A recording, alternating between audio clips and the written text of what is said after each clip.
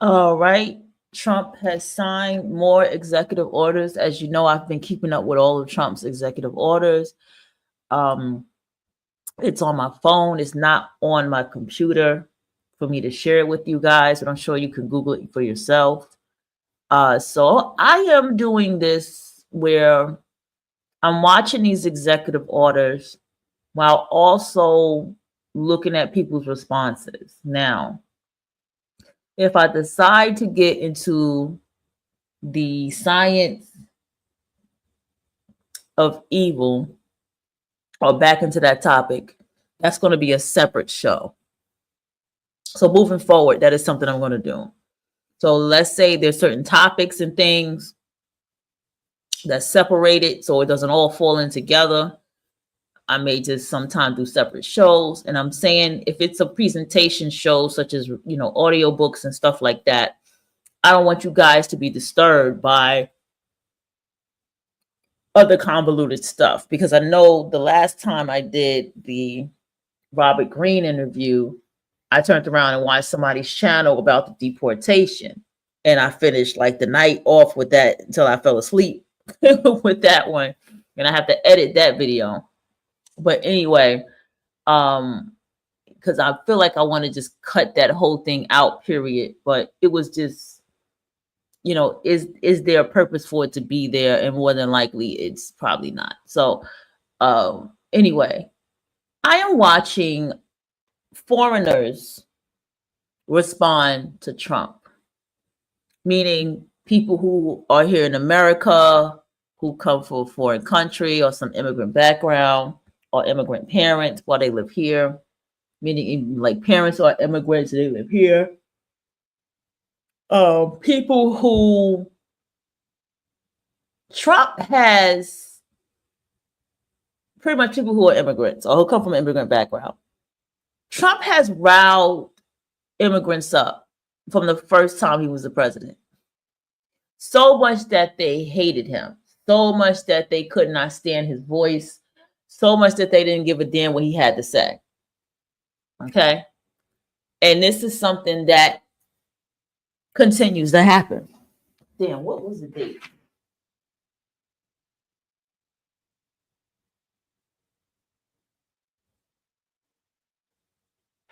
Oh, shit. And that will continue to happen. God damn it.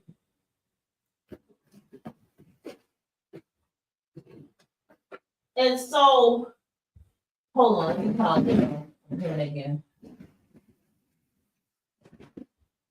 Because I noticed that they are the main ones who get very, very, very riled up when it comes to Trump. God damn it. Just go ahead and watch the video. Well, it'll be lower, but I can't tell you. Everybody knows I ran on downsizing government, but making government better. I ran on tariffs and making our country rich, and that's what's going to do. We're going to be doing something else that's going to be very, very good. We're going to be selling a gold card. You have a green card. This is a gold card. We're going to be putting a price on that card of about $5 million, and that's going to give you green card privileges plus. It's going to be a route to citizenship, and wealthy people will be coming into our country by buying this card. They'll be wealthy, and they'll be successful, and they'll be spending a lot of money and paying a lot of taxes and employing a lot of people. And we think it's going to be extremely successful. And never been done before or anything like this, but it's something that we're going to be putting out over the next, would you say 2 weeks out? Do you want to say a couple of words about it? Sure. Mr. President, are there Wait a any minute. requirements for that Hang on a gold sec. card? Do you have to invest a certain amount of money in this country in order to qualify for that gold card? Yeah, exactly. So Go the ahead. EB-5 program was really, you lend some money, but it was full of nonsense, make-believe and fraud, and it was a way to get a green card that was low price. So the president said, rather than having this sort of ridiculous EB-5 program, we're going to end the EB-5 program. We're going to replace it with the Trump Gold Card, which is really a green card gold. So they'll be able to pay $5 million to the U.S. government. They'll have to go through vetting, of course. We're going to make sure they're wonderful, world-class global citizens. They can I seen this whole thing. I woke up this morning and watched this whole thing. The guy, I noticed something about people that work for Trump. Like, they are super excited and charismatic. I realized that. Like, they're very passionate about what they speak about. Like, so whoever's hiring these people for Trump, that he's building a good team. Can come to America, the president can give them a green card, and they can invest in America, and we can use that money to reduce our deficit. Why do we give out lotteries of green cards? Why do we give out EB-5 for green cards? The President of the United States understands that the right answer is, why don't we eliminate the deficit of the United States of America instead? It's kind of all makes sense now how things are playing out. Some people were wondering, for example, because, you know, America is a business first. Marriage is a business first. Everything is a business. This is 100% facts. When you start auditing the federal government, when you start going through all of the waste and seeing where the money is going, it's kickback season. It's business. It's money. When you see why people donate to Democratic and Republican campaigns, when you see people that are on those tweets, I thought this was a foreigner. I think this is a Trumper here. It is business. It is money. It is all commerce, 100%. And the difference between then and now is that America has been on the losing side as a country, even though individuals have been getting rich. Congress members has been getting rich. Who God knows who has been getting rich. Ukraine has been getting an ungodly amount of money. All of these places outside of the United States of America. DialPad AI works for you and your customers. It won't fall in love with them. Has been getting crazy money, and for whatever reason, we've been letting the world rob us blind. But it kind of makes sense now, right? I think that Trump's number one goal is to place the United States of America on a pedestal to where it was supposed to be before it made everybody available, before it made itself everybody available. And I don't believe that they're getting rid of the green card. I didn't hear that, so I'll deep dive into it a little bit more on the Millionaire Morning Show. But I think that if you are the number one country in the world, and this is the way in which people can get citizenship, I know that people fly over here for birthright citizenship. First, you have to remove everybody out of here that's not supposed to be here, because you don't want people to get a leg up on somebody that is going to pay an exorbitant amount of money for a card. Now, let's be clear.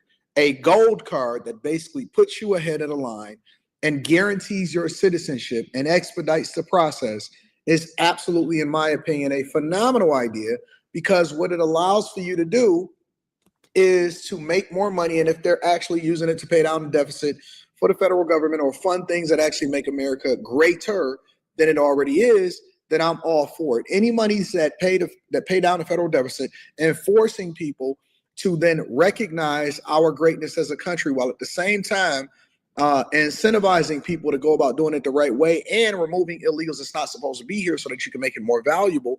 Because the only way that you can charge a premium is if it's not easy for people to just be able to get in here in the first place, which factors into the thing that Black people originally was supposed to have, which was birthright citizenship for slaves or descendants of slaves. And now I think that we should be doing away with birthright citizenship, because just because you come in here illegally does not mean that you should be able to have rights to stay here because you had children here or your children. Yeah, this is the same argument that has come up before. There's nothing new with this. This argument came up once again the last time Trump was in presidency. Should have rights to stay here. I believe that they all need to go, and you can't do something illegally and then get profit and then profit from it. So this is I didn't see this coming. There's no way in the world that I could have seen this coming. This is a very interesting proposal, but let's see what else that they have to say about it. The gold card, well, millions, but the gold card will bring in with it people that create jobs, very high level people. I think companies will pay to get people in. For instance, you today graduate from the Wharton School of Finance or Harvard or Stanford or any college, and nobody knows if you can even go to work for a company. So Apple and all these companies that want to get people to be working for them will be able to buy a card, and for the people that are number one in their class at top schools. I see that as one of the things, but generally speaking, it'll be people with money and people that create jobs, and they won't have to pay any tax on income outside of the United States, which they're not paying right now. They're not citizens, but they'll have to pay if they create jobs in the United States. They'll pay full taxes like everybody else. So you're getting big taxpayers, big job producers, and we'll be able to sell maybe 1 million of these cards, maybe more than that. And if you add up the numbers, they're pretty good. As an example, 1 million cards would be worth $5 trillion. $5 trillion. Wow. And if you sell 10 million of the cards, that's a total of $50 trillion. Well, we have 35 trillion. Yo, I thought this nigga was a fucking African, y'all. Until I looked at the picture. I thought this was a whole ass African responding to Trump. That's why I played this channel, but I'm gonna keep it going. In debt, that'd be nice. So we'll see. But That's a steep price. Listen, I love the things that Trump, and I love his business mind, but being able to sell 10 million cards, 10 million people, 5 at 5 million a pop. Listen, if they're able to pull this off and pay down the national debt, then I'm all for it. I'm all for it. I don't know what the numbers is going to be. If you were able to sell 100,000 of them, then that would be a plus, a net benefit for the United States of America. But it is really, I guess it's the radical thinking that takes it, that's going to force us to really be able to push ourselves to be greater than we ever been before. So I don't know, man. It's interesting. it could be great. Maybe it will be fantastic. How many people is in the world? 9 billion people? Tired of having to stream in 720p in StreamYard or having to pay more to get 1080p quality? We got you. Start access. What's this? I guess it's possible. Is it that many amount of people that actually have that type of resources? We have it all worked out from the legal standpoint. It's totally legal to do. Hasn't been done before. It's been done in many different forms. We give them away. Why should we give them away? We shouldn't give them away. No, it shouldn't be no And giveaway. I think it's something very exciting. I think it's potentially just something that we're all very excited about. So it's a gold card. It's somewhat like a green card, but at a higher level of sophistication. It's a road to citizenship for people. And essentially people of wealth or people of great talent, where people of wealth pay for those people of talent to get in, meaning companies will pay for people to get in and to have long-term status in the country. And I think it's something we're very, very happy about. Would you have anything to say about that? Well, many other countries, by the way, do this, including, of course, your 51st state does that. And the money's earmarked for deficit reduction. Oh, snaps. Oh, they threw a dig at Canada. Shout out to Canadians. Yo, do Canada do this? Is this something that Canada does on a regular basis?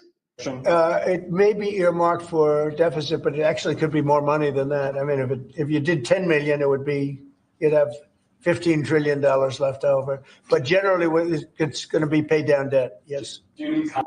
Yo, this is a conversation I think that's worth having. Make sure y'all tune into the Millionaire Morning Show in the morning. Man, this is crazy. This is crazy. I think that this is going to make for a good debate. Listen, make sure y'all tap into the Patreon. Link is in the description. Millionaire Morning Show in the morning, and subscribe to the channel. I love y'all. I appreciate y'all. Let me know what y'all think inside of the comments. This person was no help. Just piece of shit. Absolute piece of shit. But I got to report it. I was just looking around while this person was talking. Need to clean a fucking beard, dirty ass beard. Ugh. Anyway, it was somebody who I just want everybody to tell me what the fuck is this lady talking about? And I've been reading comments about this lady, this Ilhan Omar thing. I don't care if I have the hair wrapped up. I just don't. And she pretty much has something to say about Trump. She says that Americans are idiots. Okay. And she has been a bit disrespectful to America, just like most foreigners who probably live up north somewhere. The lady from Minnesota is recognized. Okay. I've heard people say that she's with her brother. She married her brother. I don't know. That's the comment section. I've been seeing this a lot for this lady. But I'm going to go ahead and listen to her. Let's go. For 2 minutes.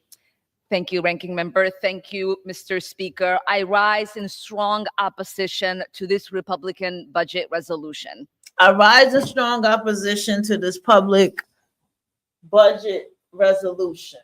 Okay, that's what she just said. She rises in opposition. All right.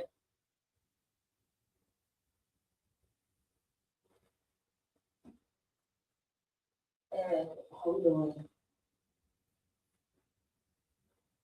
How did these people? I really want to fucking tired of them. Oh gosh, hold on, y'all. I got a little frustrated about something over here. I just got frustrated. Okay, let's go. Because it is not a budget, it is a blueprint for American decline. So this budget is not a budget, it is a blueprint for American decline.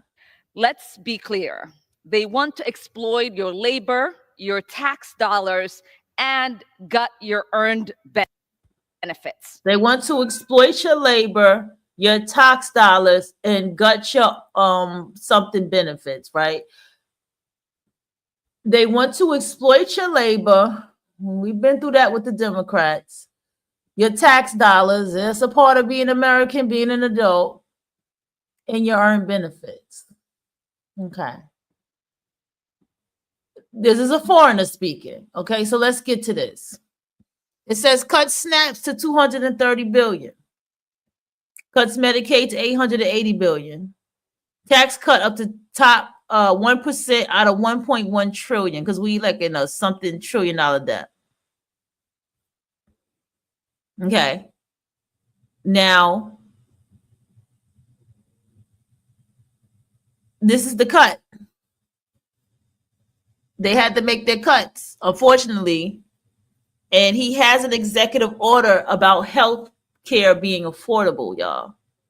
This is why you need to read the executive orders, find the site, read all this is executive orders in totality, okay? All to bankroll tax cuts for their wealthy friends and donors. All to bankroll tax cuts for their wealthy friends and donors. Trump just said no more taxing on tips and no more taxing on our overtime. And he even said he was going to try to take away taxes. And he was going to take away all that stuff. So if he takes away taxes, that means, because if we don't get taxed anymore, it's going to be a strange world to be in. But at the same time, we can have all our money. If we don't get taxed, we can just pay whatever we need to pay in full, and it is what it is. A lot of people would like us to not have tax. I'm just saying. They want to increase your healthcare costs as well. Elon Musk and his friends hoard even more wealth. And they have the audacity to call it fiscal responsibility. This proposal will only deepen the constitutional crisis we are already in. A president. Okay, hold on. Trying to dissect. Deepen the constitutional crisis we are already in. Wait a minute. More wealth. And they have the audacity to call it fiscal responsibility.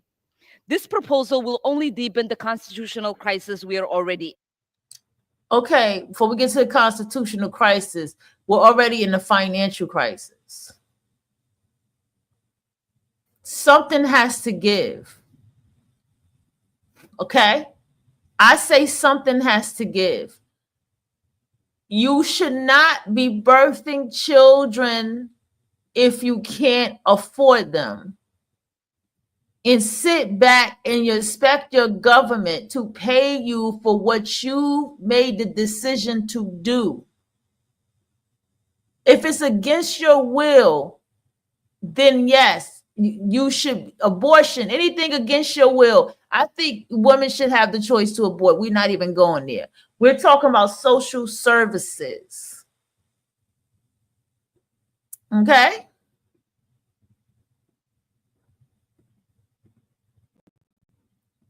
So therefore, people need to take responsibility, because there are people like foreigners, even though you work, you still benefit from the social services, if not more. So therefore, something has to be cut, because the dollar is not, the whole dollar is going to crash. This is why everything is so expensive now, ma'am. In a president trying to rule like a dictator, an unelected billionaire using hate and fear to expand his control over our country, and congressional Republicans Talking about Elon pretending this chaos is normal, even as their own constituents call them out for their cowardice. Our government is being hollowed out. Our institutions are falling apart. And today, House Republicans are slashing programs that people rely on to enact massive $4.6 tax giveaway to the rich. So I ask my Republican colleagues, who will you serve? The people who sent you here, or the billionaires trying to buy our democracy? Do not fall for the wordology. Let me tell you something. Foreigners hate Trump the most. These American foreigners voted for Trump because they thought they were going to be deporting other people and not themselves. But little did they know Trump was talking to them too, that Trump don't want shit to do with them either. So a lot of these foreigners, such as the Somali lady, I don't give a fuck what anybody from Africa has to say. I don't give a fuck what nobody has to from the Caribbean has to say. That's just me, especially here in America. Like, something has to give. The one thing I do want to happen is that that health care that he's building. I want that to happen because we need that.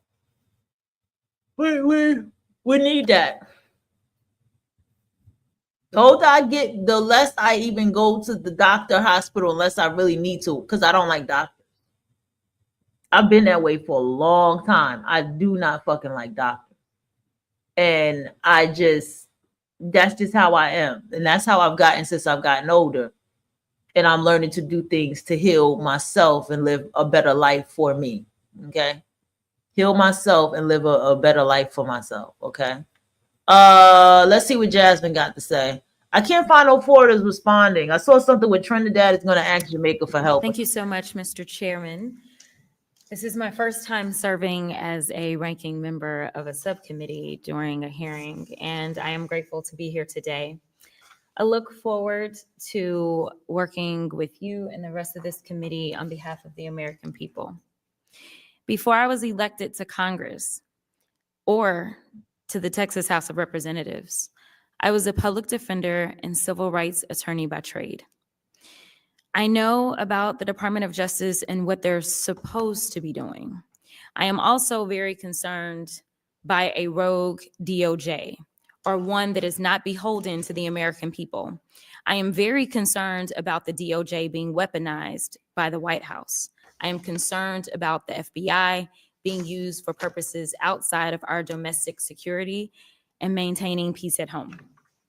So weaponization of the Department of Justice. This phrase, the weaponization of government, is something that has been overly used and repeated by my Republican colleagues. They use it as a war cry, a battle call to justify dismantling federal agencies and the purging of thousands of hardworking, dedicated federal servants who swore an oath to protect the Constitution and the rule of law.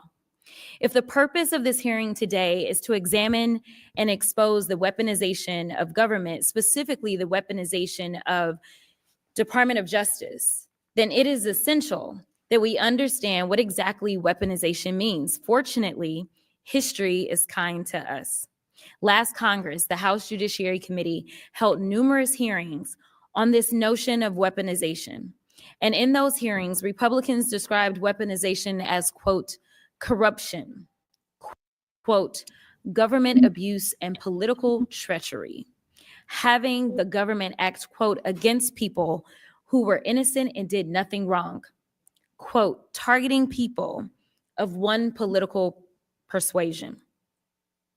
And as one of my colleagues aptly described, quote, if you speak up about the abuses you are seeing, excuse me, or are sharing information that may not fall in line with the political narrative, you will be suspended without pay, have your security clearance revoked, or your life will be turned upside down. It's pretty clear that the MO is, if you don't comply, they will retaliate. If you don't agree with their political agenda, you get suspended.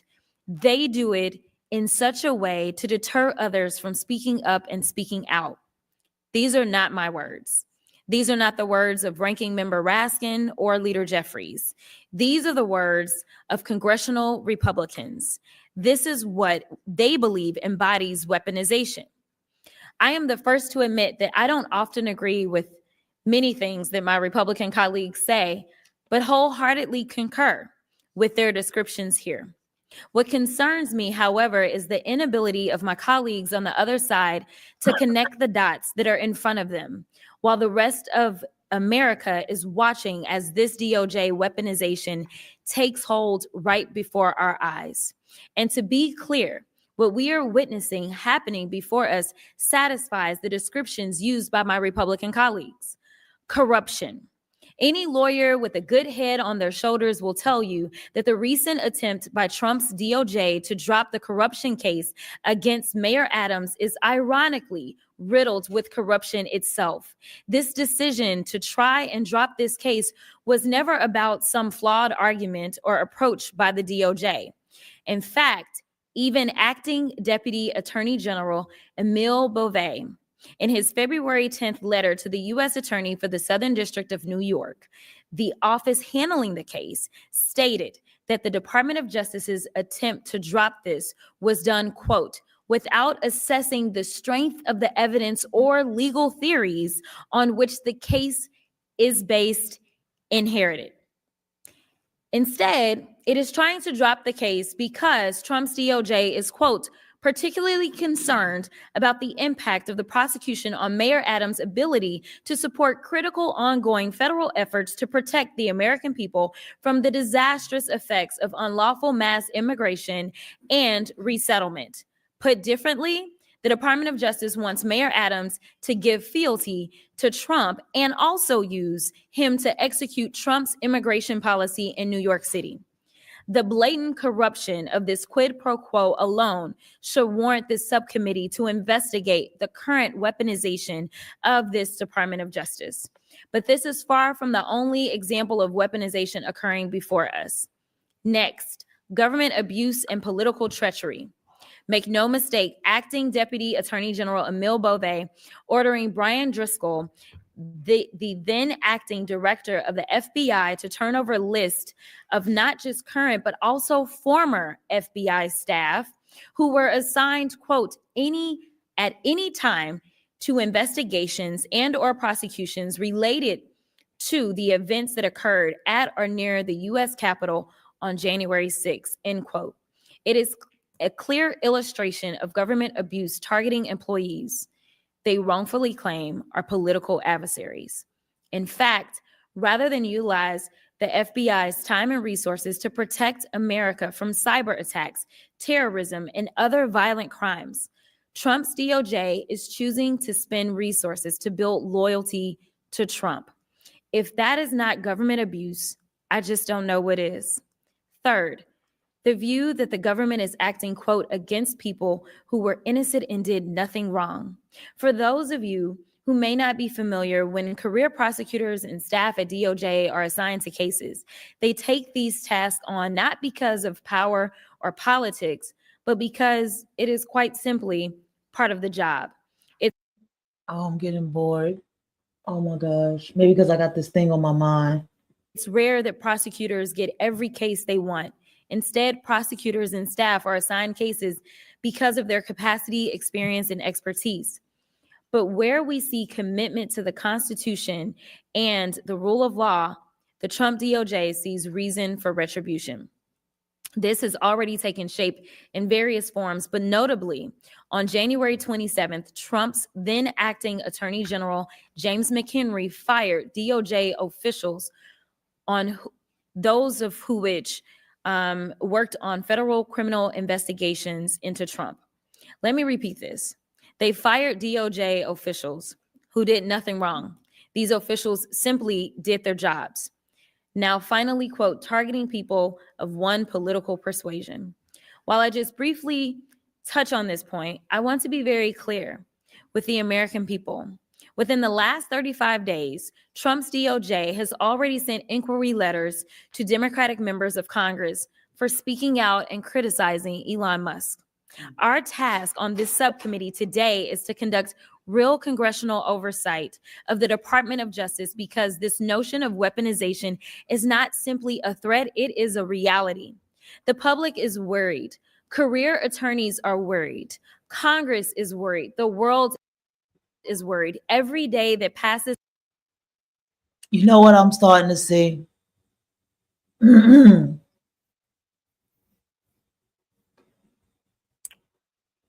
People are tired. That's what I see. People are tired. People are sitting here and they have felt what they felt for a long time. For as foreigners being here, people who are foreigners in these job positions, these speaking positions and stuff, about people on the system and what's going on with it, people having children they cannot afford, people able to tear up this house and tear up this house and tear up this house and keep getting a new house and getting a new house over and over. People who be on drugs and recovering and they get fucking brand new pristine apartments and a bunch of money in food stamps. It is the absolute mistreatment of those who work what we call an honest living to make our money. Those of us that do what we have to do for our children to make our money, to make our lives. That's us. We are, it's not, I want to put we, but I'm just saying people who live like that have grown very tired. And so that's why I don't want to say we so quick. So people who cannot afford themselves when food stamp is gone, when Medicaid is gone, when social service is gone, when Section 8 is gone, people who cannot afford themselves so much that they're just out here on their ass. It's like, oh shit, we were right. We were fucking right about all of you. See what I'm saying? And so people are low key, because I don't like to see nobody suffering. People are low key enjoying watching these people suffer. They're enjoying these people get stuff cut off. And then what's happening too is the Democrats who are constantly defending this, right? Who's constantly like, well, you know, you can't do these people like that, and you got to give them back their funding, and it's their livelihood, and this and that.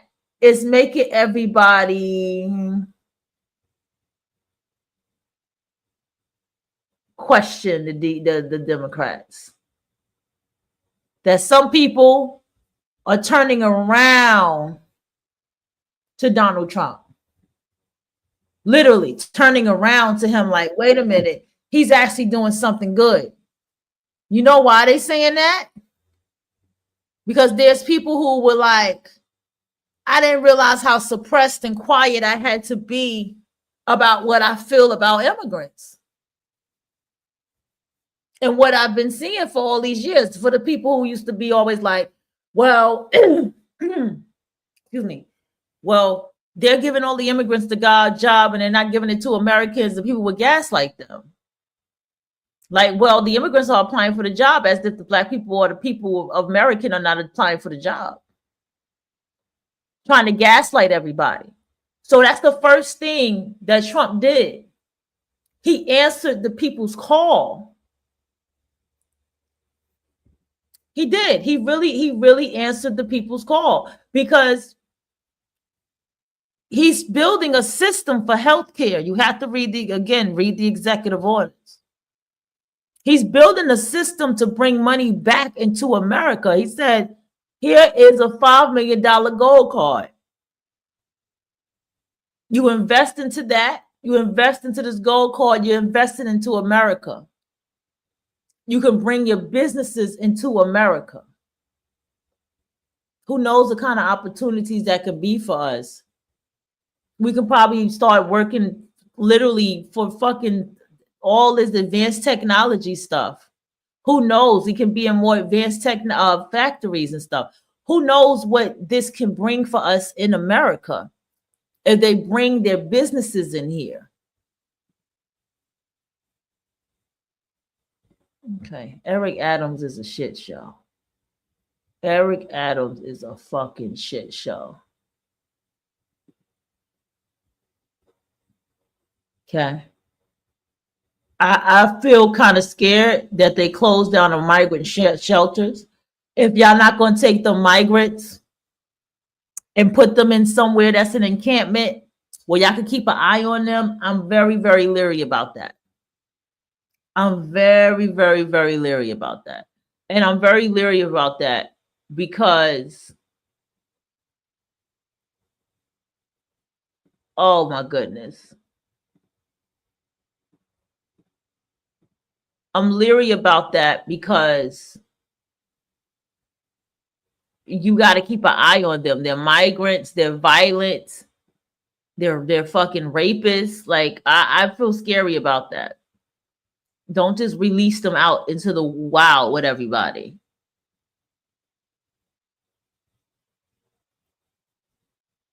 Unity walk. Okay, let's see what this is about. Do I got my banner on?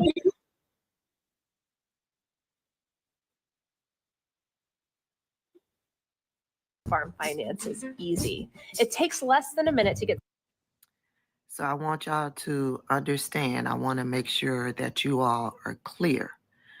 Kamala Harris had a plan to expand Medicare benefits to include long-term at-home care, in addition to expanding nursing home benefits for the elderly and for the disabled.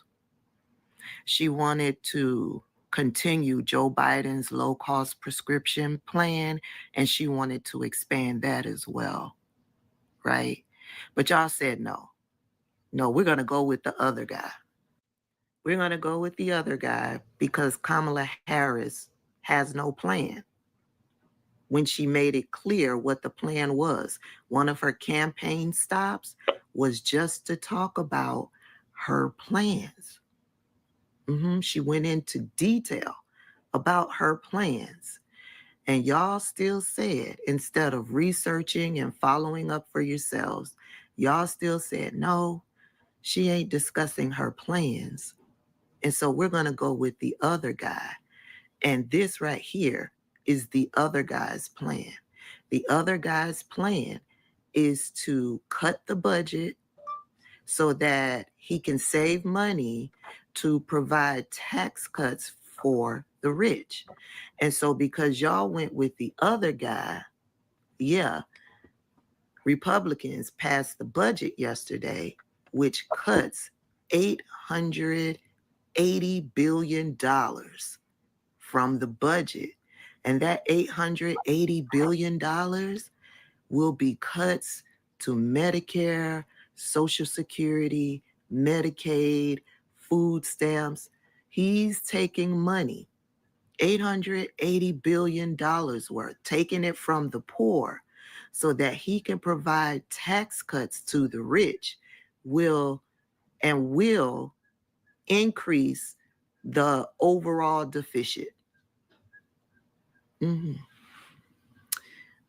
Okay, got it. I just want to say to all of you that voted for Donald Trump because you said Kamala Harris had no plan, congratulations, you played yourself. I'm much better today, y'all. I'm working on getting my strength back. Right now, I'm changing the sickly sheets on my bed so that I can have fresh, clean, germ-free sheets to sleep on and to continue to heal. Yeah. When you see those people out there, tell them, congratulations, you played yourself. Oh, maybe I had a misunderstanding. Oops, I guess I missed that part. Because the way the other lady was talking, I was just like, huh? She didn't have a good delivery. Okay.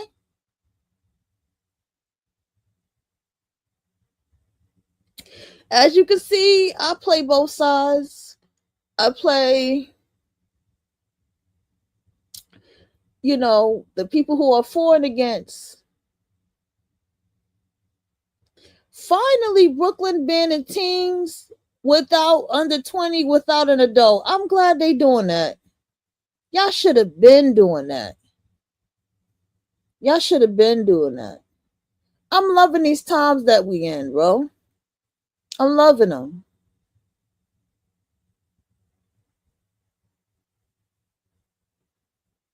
Okay. Don't know who this Sarah Dangler is. That name is strange to me. Well, on another note, just want to give y'all some information. The divestors said that, hey, when you Negroes decide to do this boycott, guess what? Guess what? I am going to lavish and going shopping that day. I'm going to go shopping on Amazon. I will go to the mall. Somebody even said, hey, I'm going to take my niece to the mall because you all are going to be boycotted and it's going to be empty. Divestors also reported that it don't make a goddamn difference if you don't come to these stores no more. Actually, the store is actually happy that y'all are not there. That's what the divestors said. So I don't know how true that is. Anybody want to confirm that? Okay, righty then. Right.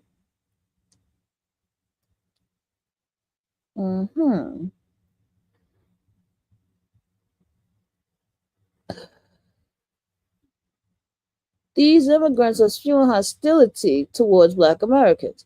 Let's go ahead and listen. I was trying to find, like I said, foreigners responding to Trump. Maybe if I keep digging, I will.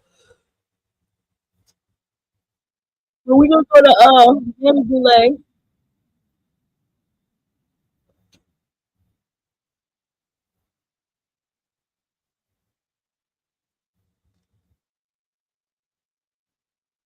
out to people what birthright citizenship was about, then there's been a big discussion now. And the reason he had to do that was because people misunderstood the 14th Amendment.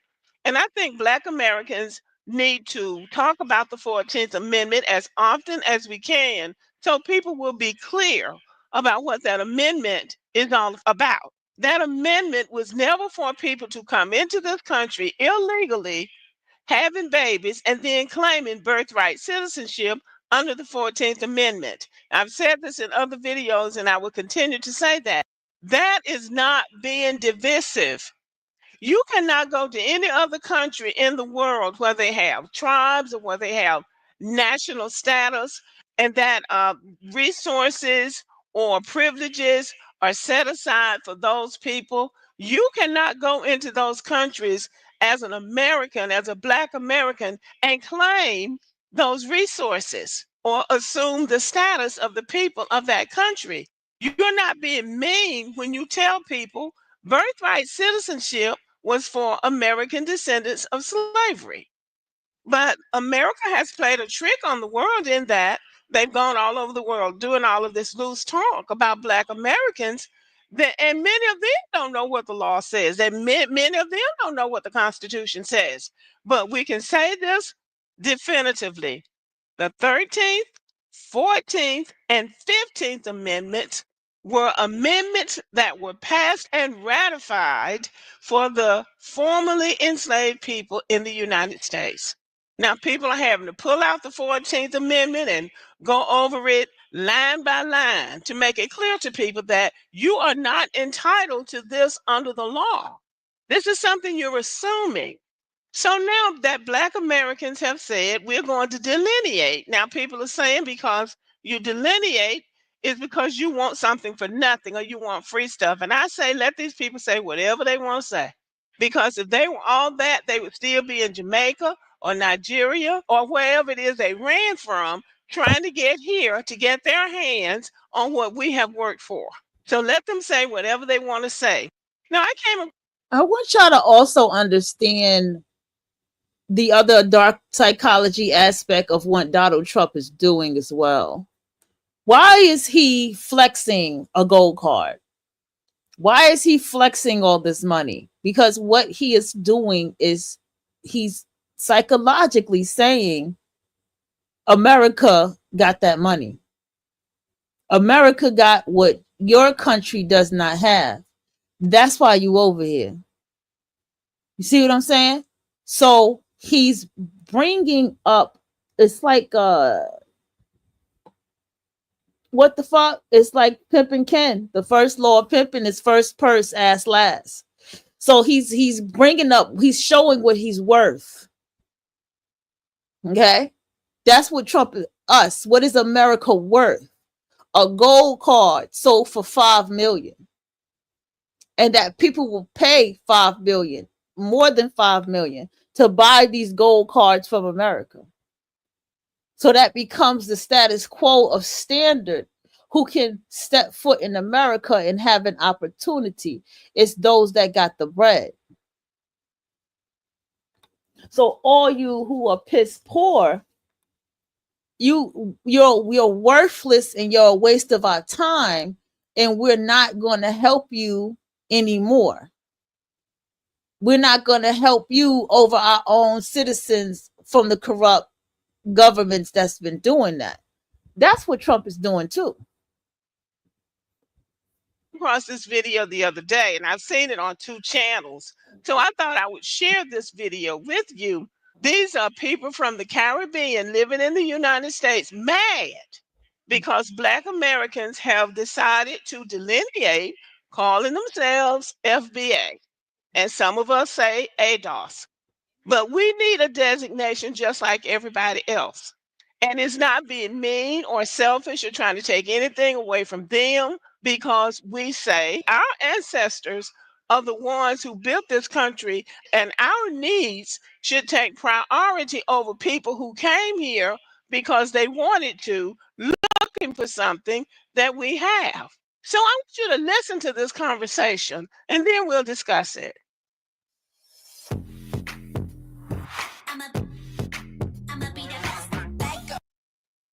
Let's talk about what foundational Black Americans are. So the term refers to a concept coined by activist and filmmaker Tariq Nasheed. It's used to describe Black individuals in the United States who are descendants of African people enslaved in the U.S. prior to the abolition of slavery in 1865. Here we go. I want to start off with you, Shelley. My never to be humble opinion is that this movement is a way to further segregate and divide Black people, give me a second, and have these FBAs use this one as a good separation technique or a good segregation technique. Now, let me say this.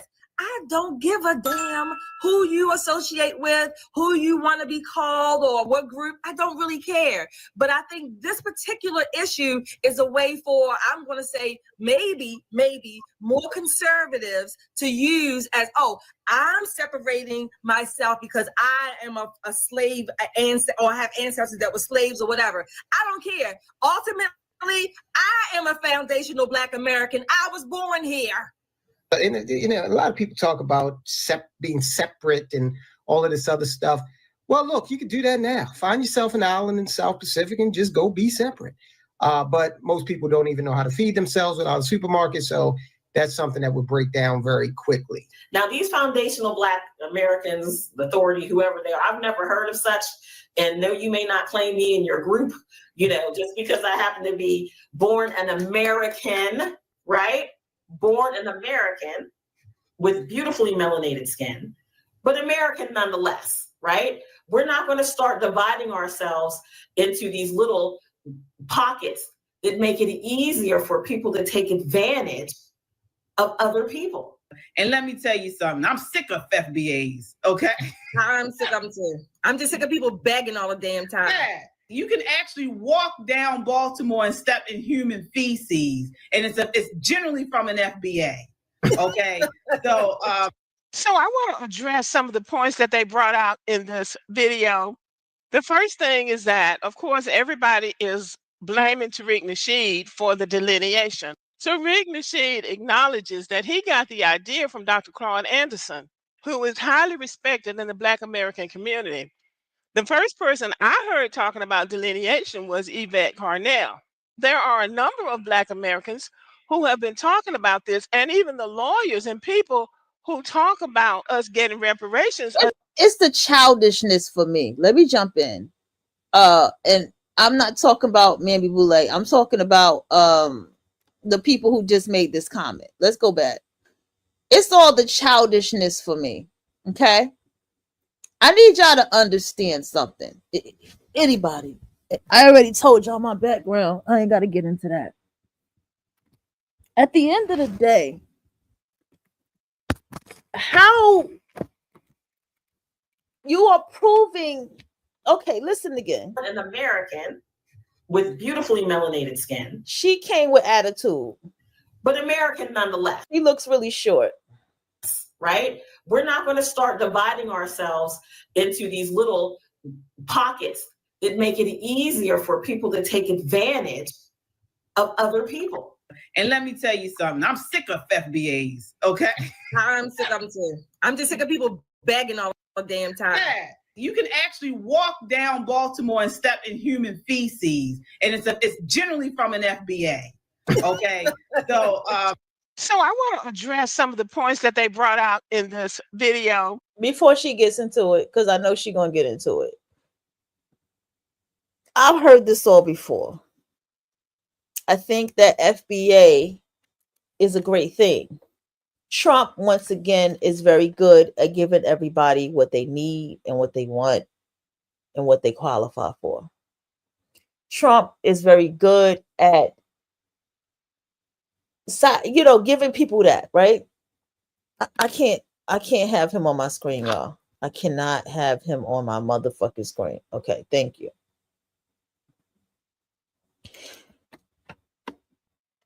We need to see this. Before she gets into her comment, we need to see this. We need to see people get nasty. We need to hear people's thoughts. Because there is an elephant in the room in Black culture that I have been talking about for the past probably about 10 years, maybe even longer. There is an elephant in the room in Black culture. And I'm telling you, as a Black woman who walks around this world, moving the way that I do, living a very alternative or unorthodox way that I live, I can tell you the kind of responses I get from people. And a lot of people don't like me. Okay? A lot of people do not like me. And I'm okay with that because I don't give a shit. And I have been paying attention to things in myself and my life a little bit more than I have ever. I've always paid attention. I've always been self-reflective. it's been more internal and all this stuff. But now it's more of a no. It's more of a looking into me, but also looking outside of what is reflected outside of me on a higher level than I had before. And what I have come to see is that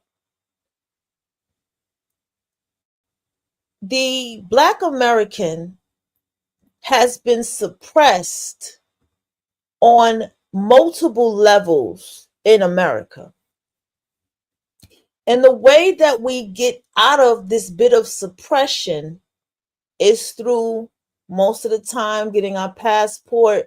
If we live an alternative type lifestyle, like I said, we're going to not go to the Caribbeans and the fucking Mexicos and all these places. We're going to go to Italy. We're going to go to Norway. We're going to go to Australia. We're going to go to fucking New Zealand. We're going to go out elsewhere to get away for some kind of suppression. And this right here is all symbolic of the very suppression that Black culture has endured. Okay? It is fucked up because you have the Black Americans, then you have the conservative Black Americans, then you have the creative alternative Black Americans, then you have the divested Black Americans, right? Who have turned into, now they have taken over and they have infiltrated, and now they're the conservative Black Americans, right? And then you have the alternative Black Americans that's divested. Then you have the foreign Black people who don't fuck with the Black Americans. Do you see the level of separatism that you see? While all along, if an Italian comes to this country, if a Russian comes to this country, and they connect with other Americans who happen to be Caucasian, it depends on the region of how they're going to connect with them.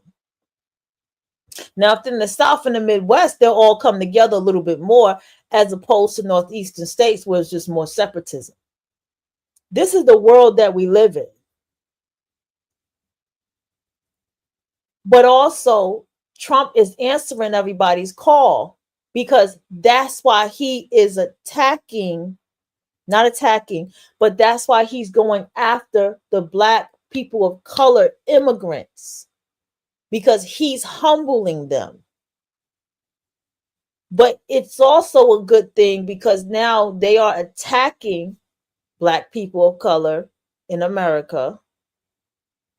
So therefore, this truth needs to come out. This truth needs to be heard so that the FBAs, as it's called, can start making different and better moves. This is an opportune time. Okay? This is an opportune time for Black Americans. I'm going to tell you something, and you may not want to hear this. The Caribbeans know that they are suppressed. The Caribbeans know that the racism and colorism, because they cloak it under the name colorism, is far more suppressive and abusive than what the Black American goes through. And they know that here is where they can have their freedom here while having their fun in their country, or seeing their family, or survivor's guilt, whatever thing that they do when they go back there. Because it's a whole poverty mentality thing. And therefore, America completely cutting off immigrants and throwing them back, this is going to be a big setback for them. This is why you hear Trinidad asking Jamaica for help and this and that. They're not going to flourish. Trust me when I tell you. What you think, the Chinese is going to help the fucking Caribbeans? You think the East Indians is going to help the fucking Black Caribbeans that's there? You think they're going to help them? Hell fucking no. They're far more suppressed over there. They're not going to get anything. It's actually it's going to look okay for them, but it's actually far worse for them. And they know that. They need America. These countries need America. I don't know about Mexico. Don't know shit about Mexico. Couldn't even tell you the history about Mexico. I don't know what Mexico needs. But I can tell you about the Caribbean. And the Caribbean needs America. Feces, and it's generally from an FBA video. The first thing is that, of course, everybody is blaming Tariq Nasheed for the delineation. Tariq Nasheed acknowledges that he got the idea from Dr. Claude Anderson, who is highly respected in the Black American community. The first person I heard talking about delineation was Yvette Carnell. There are a number of Black Americans who have been talking about this, and even the lawyers and people who talk about us getting reparations are saying you cannot base it on race. You've got to base it on lineage. So it's a practical thing that Black Americans are doing, and it's unfair for them to insert themselves into our business and get mad because we're doing what's best for us, which has nothing to do with them. If Tariq Nasheed is the person, and he is the one that's out here the most talking, if people want to agree with him, that's their right. That's their right to agree with him. And a lot of Black men in particular agree with him. In fact, there are people in my own family who say they agree with the delineation and they identify as FBA. I don't, but they do. Now, another thing that one of them said was it was a movement. And they keep pointing out to these people over and over and over again, this is not a movement, it's a lineage. And one of them said, well, they just see it as a good way of separating. It's not necessarily a good way of separating, it's delineating to specify who we are in America. And then one of them said something to the point that, well, I guess I'm an FBA because I was born in America, but they can't claim me. Nobody's trying to claim you. You're not an FBA just because you were born in America. You're still not of the American lineage. You're still wherever you came from, that's your lineage. This is not your lineage. And nobody invited you in. You just making a statement because you don't understand what it is. And then this guy up here said, well, if they want to be separated, just let them move to an island. No, we're not going to move anywhere. We're at home. You wanted to go back to the island you came from. We're not moving. I mean, this idea that we need to go somewhere because we say we are American descendants of slavery and you're not. They've been telling us for years, my parents told me to stay away from those Black Americans. And so Black Americans say, well, hey, here's your chance. Because we have delineated from you for reasons that are beneficial to us. And then one of them said that she was sick of the FBAs. Black Americans are not doing anything to these people. And one of them even went on and said they begging. What are we begging for? You see how bitter and angry and vindictive these people sound? And even they're gonna be bitter, angry, and vindictive because that's their spirits. We all know that. Anybody who's been around Caribbeans know I have seen it. When you are a Black American who is very well to do, I have seen them be very extremely jealous and envious of that. You have to understand the psychology of what all of this comes from.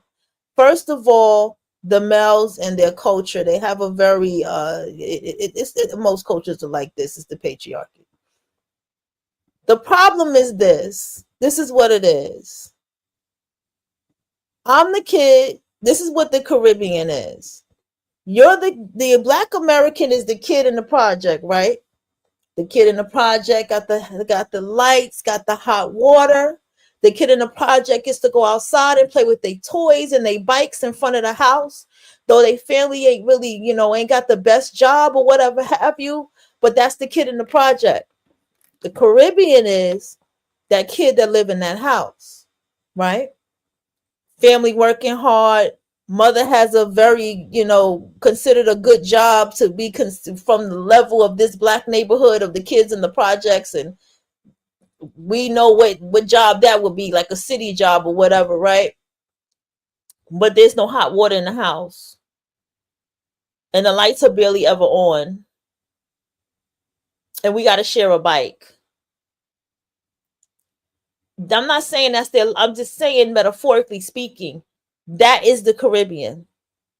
See, I had a situation with this Guyanese woman years ago before I realized what it was, before I realized that she was jealous of me. Okay. I didn't realize this.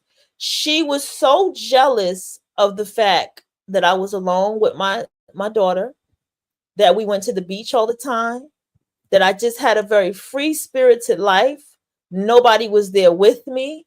I didn't have I lived I just lived my life. And the only thing she can attack was, well, you're gonna be with a woman and and this and that, and just all pulling out all kind of shit because she was jealous. You have to understand that even if you are sitting here, because the people think jealousy has to come with glitz and glam. It does not. Jealousy is a spirit thing. You have something about you that is happy. When you have something about you that is joyful and grateful for the little fucking things that you got, when you can sit down in a library and flip a book and read and not talk to anybody in the room and focus on that book and whatever it is that you're doing, even if you walk through the door and nod at everybody and say hello and still sit in the corner by yourself and read that book, you are going to have people who hate you and who just dislike you. Another thing, Robert Greene said this, and I always quote this. He said, you have to understand, it's in the 50th law of power. You know how to fulfill your loneliness. And because you know how to go into a space of fulfilling your loneliness, people are going to dislike you for that. Because a lot of people don't know how to fulfill their loneliness. Now, it's not just about loneliness. I'm just making a point here. People make their materialistic things in their world their value, their importance, and their way of flexing on people. But their internal world is no good. They don't have inside of themselves balanced. And that is where the envy, the hate, the jealousy of someone else is. I live a very minimalistic life. It's only 1 or 2 new things that I'm going to buy, maybe 3. And what is that? And I can talk about it because I'm going to do it. I'm going to buy a gym set in the corner to lift weights. I am going to get a new bed frame that I saw that was real simple and I like it. And I'm going to buy me an office desk. Those are 3 investments that I need. You understand? The office desk, I really need that. I got to get it. The one I have is cool, but I need a real good one. Number 2, a good bed frame. I just need a new bed frame. I just like that, the way that one was decorated. And I said, hey, I'm tired of the low bed thing. I want to get a higher bed. I'm tired. I'm ready for that. And lifting weights. I'm building my own gym in my home. Do you understand? And then with the lifting weight stuff, then there's a little supplements or whatever stuff I'm going to start taking for myself. So I say all that to say, that's me doing stuff for myself materially, more so internally. Those are investments because I'm not going to spend a lot of money on useless things. My money's going to be spent on things that is useful.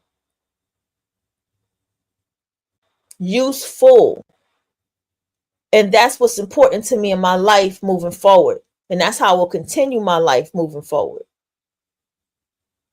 But you have to understand that there are people, I didn't want to believe it. I really didn't. That there are people doing shit to impress other people. When I get a new little futon set from fucking Walmart, that's just for the space of visitation. You know, the futon bends down into a bed. So that makes 2 beds in the living room, a bed in the back, and that bed in there is going to come in here. You see what I'm saying? Everything's getting moved around. That's visitation stuff. And that ain't even nothing to get that. So I'm saying all this, I actually like living a minimalist lifestyle, and I feel like I need to live more of a more of a minimalist lifestyle. And I need to live more of a minimalist lifestyle because that's how much I want to wean down things. But as a writer, as a creator, an artist, that's not really easy to do. So I just have to build more spaces of organization for the stuff that I have already, since now I'm ready to get back into it, right? So let me get off my soapbox. Let's continue with Miss Boulay. And anyway, they're calling themselves conservative Caribbeans. So we don't identify with them anyway. Most of us don't identify with that. So what are they mad about? You're mad because people are saying you're not going to leech off of me anymore. You're going to have to stand on your own 2 feet. And the last thing one of them said was, she lives in Baltimore, and this was the one that really got me. She said that people are defecating in the streets. Now, this is particularly interesting to me because Black Americans do not have a culture of open defecation. That is something they do in the third world. And for anybody who doesn't know what open defecation is, and I know you do know, is going out and publicly taking a dump, taking your pants down and taking a dunk. Shopify is a platform that helps entrepreneurs get started down the path they want. Sometimes starting a business can be scary. I didn't know where you was going. Black Americans have never done that. Even when we didn't have inside toilets, Black Americans had. You only do that unless you a goddamn crackhead. Outside toilets that they called outhouses. They would build a house. They would build a little closet like house, dig a hole big enough to handle sewage, and build a stool in that house. And you would go in that house and use the bathroom in private. My grandfather had one. We did not go out in the public and take a dunk. Black Americans have never done that. So they brought that here. So she's walking down the streets in Baltimore, seeing somebody taking open defecation. Now she knows that they're FBA. How would she know that? How would she know that? Because a lot of Black people in those big cities have moved to the suburbs anyway. Most of the people that are left in the Americans have never had a culture of open defecation. That's what they have, and that's what they do. But I think it's instructive to listen in on these people's conversations to hear what they're saying. And hearing what they're saying should give us a stronger resolve to stand on our principles and to stand on our lineage and say, this is what we're entitled to. And you really don't have a voice in this. They don't even need to be getting themselves involved in what we're doing. They need to be concerned about what they are doing. And the last thing I'm going to say, because some of these people are from Jamaica, and you know, the Chinese woman made a video sometime last year. She been dragging this Chinese woman video. I told you, you can't, what you gonna trust the Chinese? Huh? Y'all Caribbeans gonna trust the Chinese and the East Indian and the British. You think they gonna be on your side? What you think they gonna give you? Y'all need America. Stop playing. And basically told the Jamaican, you better follow Cuba League, bleach your skin, get all light skin, and come white when you come to America. Shit, look how much they turned and came to America and said fuck all that Caribbean shit. But they'll play their music though. We will Jamaicans living in the United States. You are not a Jamaican. Jamaica is not an African country, and your Jamaican accent is not even yours. It came from Ireland. She further said that if you don't have a Jamaican passport, you need to stop calling yourself a Jamaican, because when you come to Jamaica, you have a certain amount of time to stay here. And when that time is up, you ain't got to go home, but you're going to get the hell up out of here. That Chinese woman said that with her full chest. She sold a wolf ticket that none of them have been able to buy.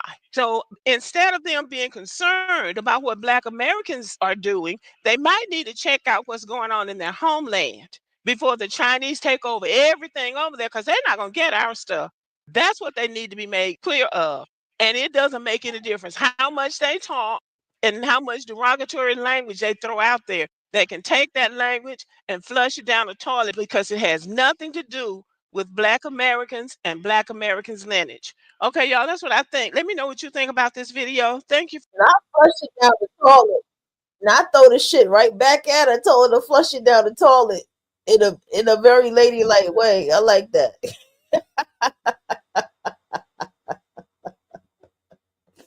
See, dark and no peak. Listen, y'all, I'm about to play this because I'm trying to see what the hell Carolyn did. I actually like Carolyn. I like her attitude. I like the way she fight.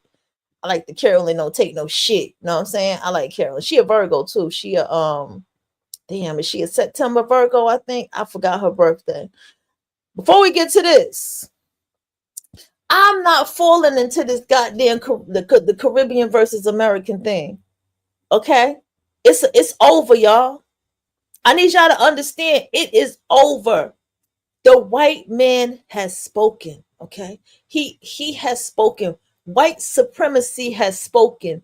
The rich white supremacy has spoken. Daddy, Zaddy supremacy has spoken, y'all. It's over. You can fuss all you want to. He said, chop, chop. He cut your funds off. It's done. You understand? I'm talking about to the people in the Caribbean. It's done. Because he's showing y'all who got the big balls, who got the big dick. And you know what? This is karmic. What they said, the Great Reset. Yeah, this is karmic. Donald Trump. This man's gonna be a president for a long time. Don't think 4 years down the line he's gonna be going. No, this man's gonna be our president for a very long time. So y'all better get ready for this. 4, 8, 12. Yeah, he's gonna be our president for a long time. And he already signed an executive order to determine how long a president can be a president. How clever is that? He did that. If Obama was clever, Obama would have did that. But I don't think Obama did anything for anybody, but that's another topic. And another thing about this president, okay? One thing that I do notice is that you know, all of y'all are sitting here getting so angry. And your anger is so misplaced. And it's almost damn near narcissistic anger. Because what makes you feel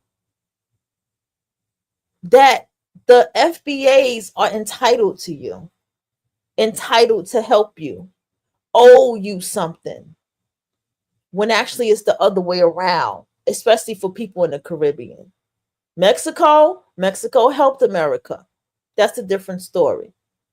But the Caribbean didn't do nothing to help America. America helped the Caribbean. FBAs understood and knew that we had family on the other side of the Caribbean because the Caribbean was where the rebellious slaves were sent. FBAs fought for y'all to come over here. This is something I've been told from the elders since I was the damn teenagers, that y'all fought for us to come over here, and then y'all came over here and treated us like shit. And again, I have an immigrant background family.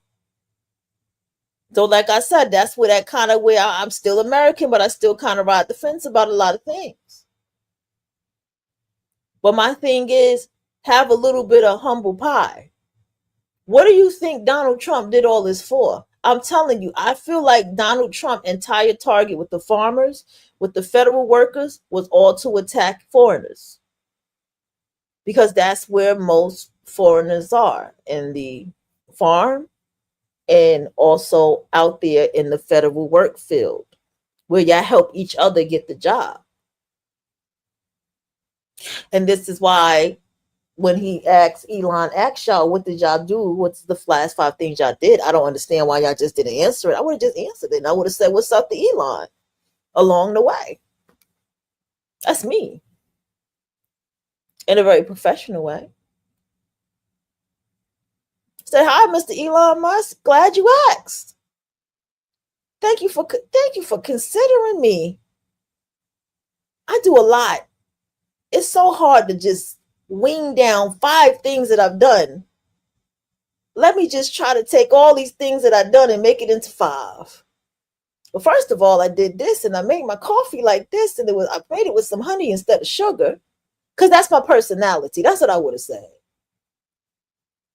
Then I decided to get on my show, which is my hobby, da da da da da da, get into my hobby of doing my show and going on about such and such topic about this because there's the books and I'm an avid reader, I would have went in on a lot of things. He would have got to know me very well. He probably would have emailed me back.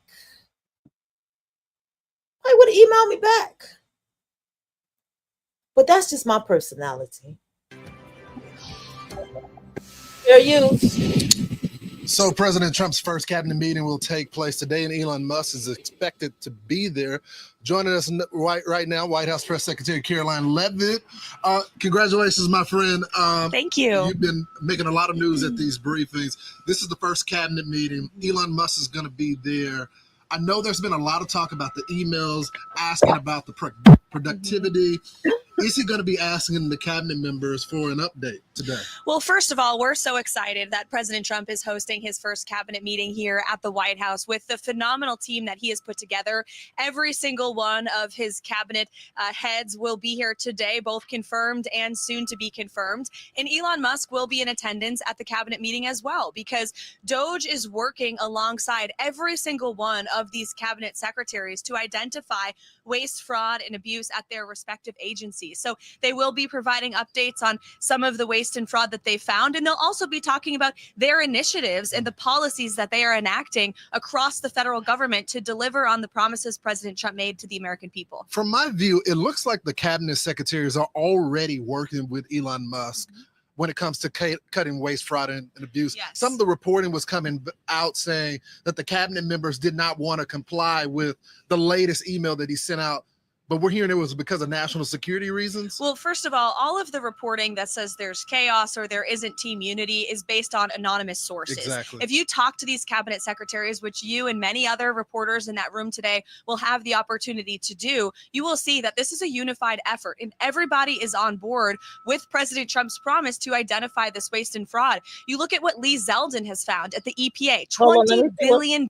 Well, first of all of the reporting that says there's chaos or there isn't team unity is based on anonymous sources. Exactly. If you talk to these cabinet secretaries, which you and many other reporters in that room today will have the opportunity to do, you will see that this is a unified effort and everybody is on board with President Trump's promise to identify this waste and fraud. You look at what Lee Zeldin has found at the EPA, $20 billion that the Democrats pushed out the door in the final weeks of Joe Biden's presidency. $2 billion of that went to an NGO that was run by Stacey Abrams. So there is real fraud taking place in our federal government. Or look at what Kelly Loeffler has done at SBA. She demanded that the workforce return to the office. 80% of SBA employees are back in the office because of her leadership and her efforts. And she put out a phenomenal video to talk about it. You look across the board, all of these cabinet secretaries are working alongside Elon and, of course, the president at his directive to make our federal government more efficient. So, Caroline, let's talk about some of the other breaking news.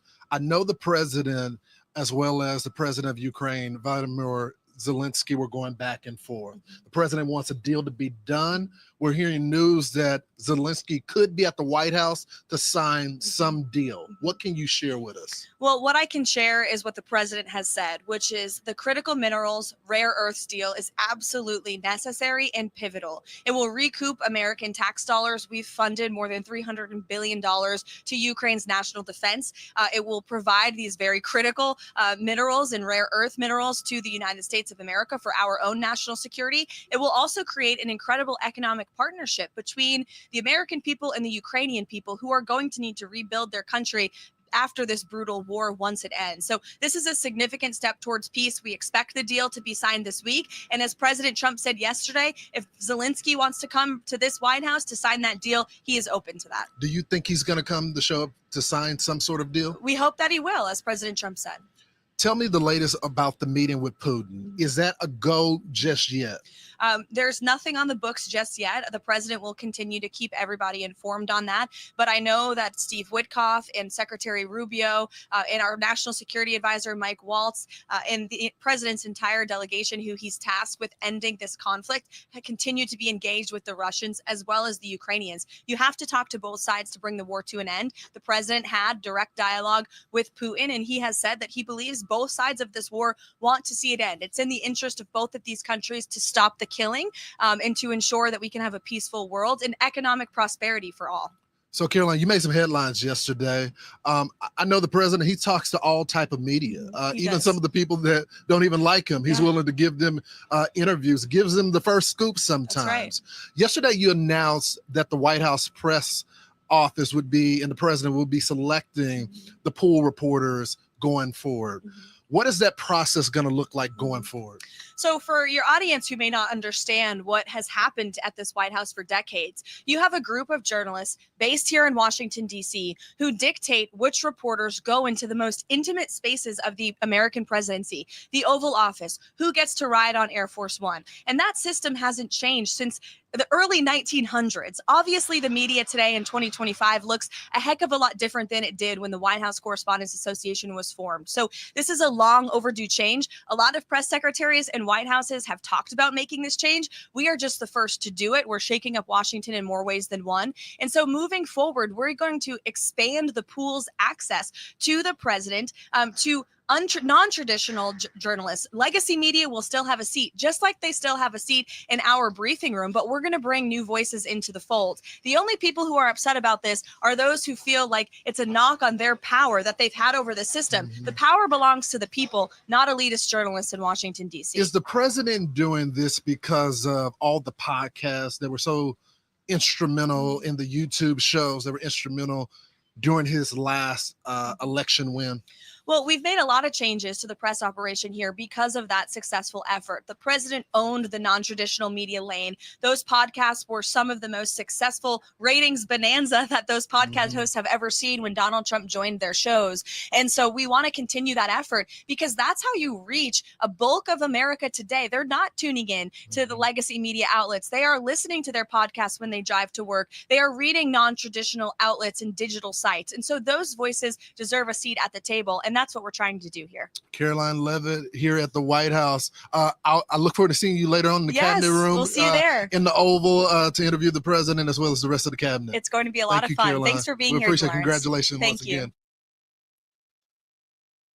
Oh, they look so like they gave co-worker energy, didn't they?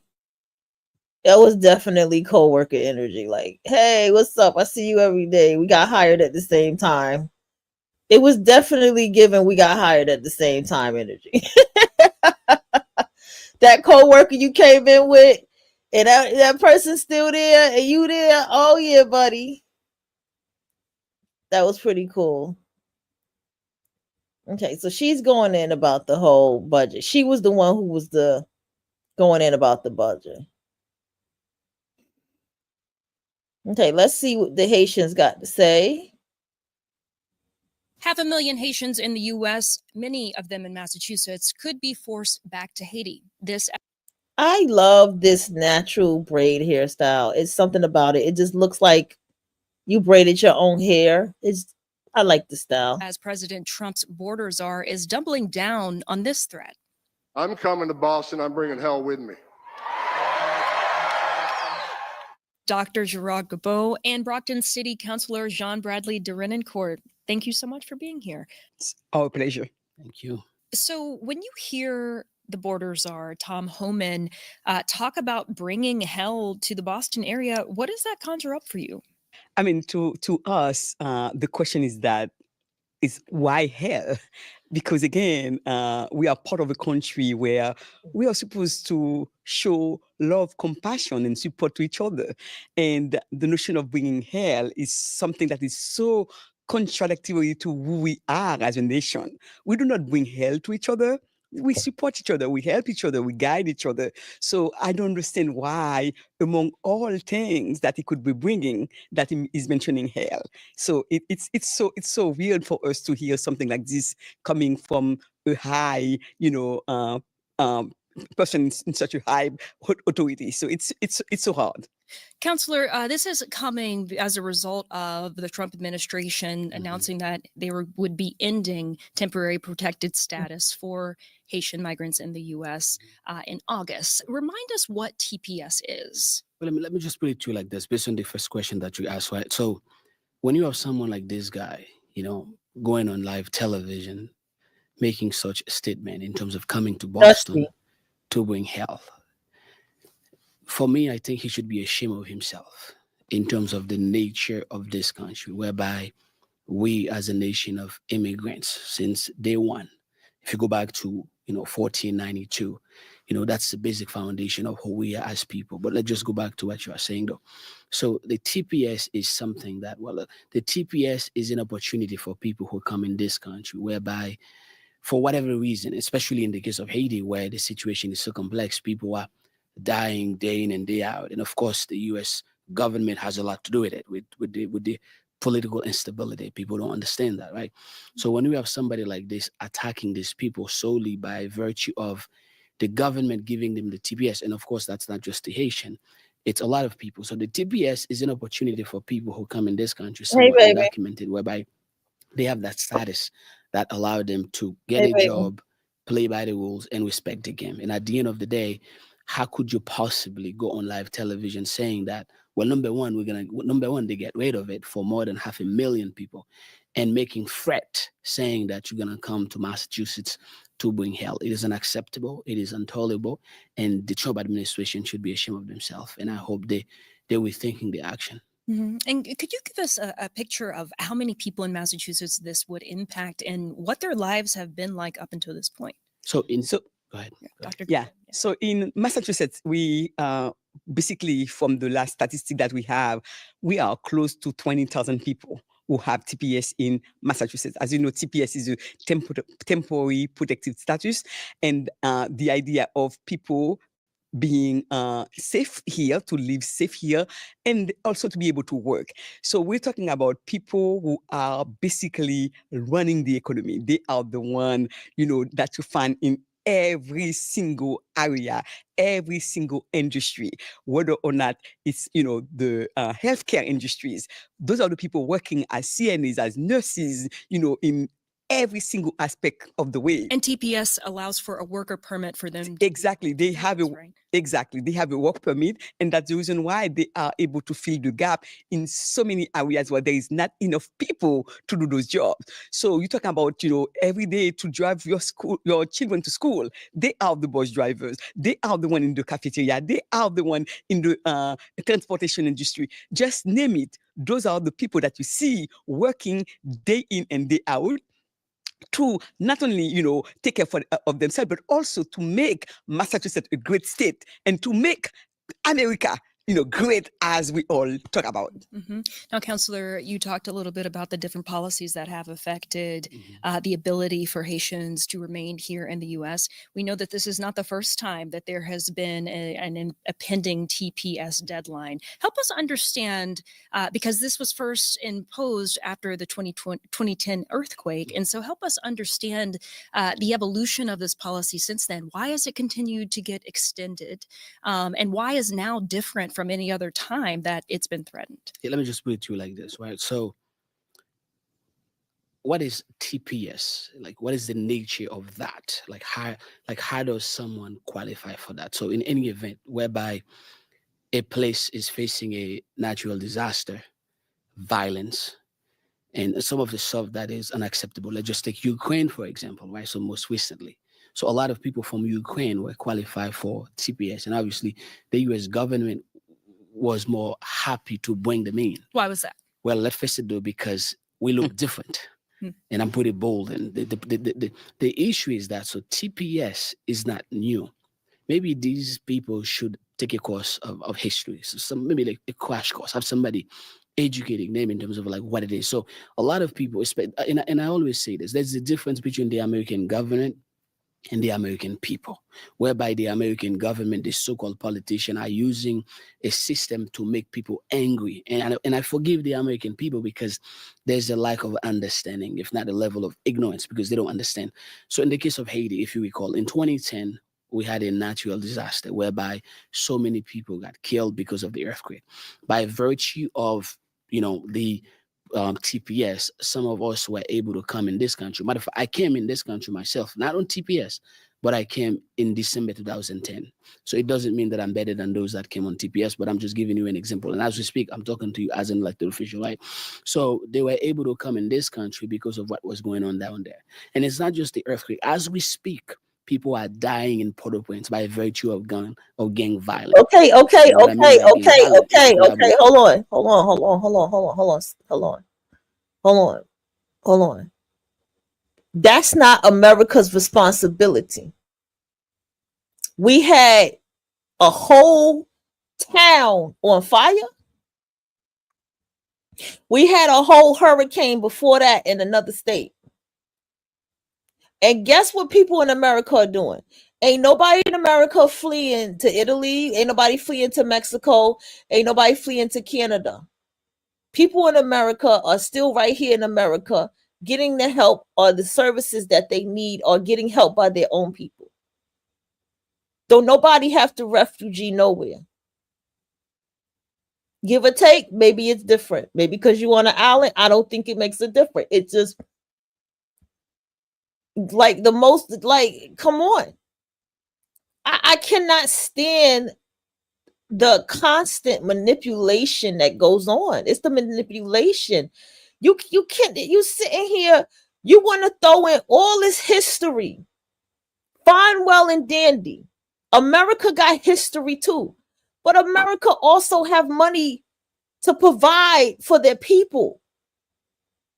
America is 70 something trillion in debt, but still fucking giving money to the people in their country. How the hell are you going to bring up some 1692 shit? We've built foundations. The people here have fought for what we have, the civil rights, equal opportunity, whatever we fought. Please don't look at us like, oh, America, but you like y'all really low-key trying to tell America we owe you this. Y'all really are. Y'all really telling America we owe y'all for what? America eggs and everything is expensive and y'all still gonna bitch and complain. Everything about us, y'all still have something to say about us. So when America say you want to keep disrespecting us, get the fuck out. Figure it out in your own country. Tell your own president, minister, whoever the fuck is over there to help you. You got the nerve. You got the nerve to come over here. You got the nerve to come over here. Like, but you still make sure you had your paperwork, right? That's the shit. This is the shit I don't like. Between the Haitian politician and those people on the street. Y'all kill y'all presidents in Haiti, sir. Sir? Y'all kill y'all motherfucking presidents in Haiti.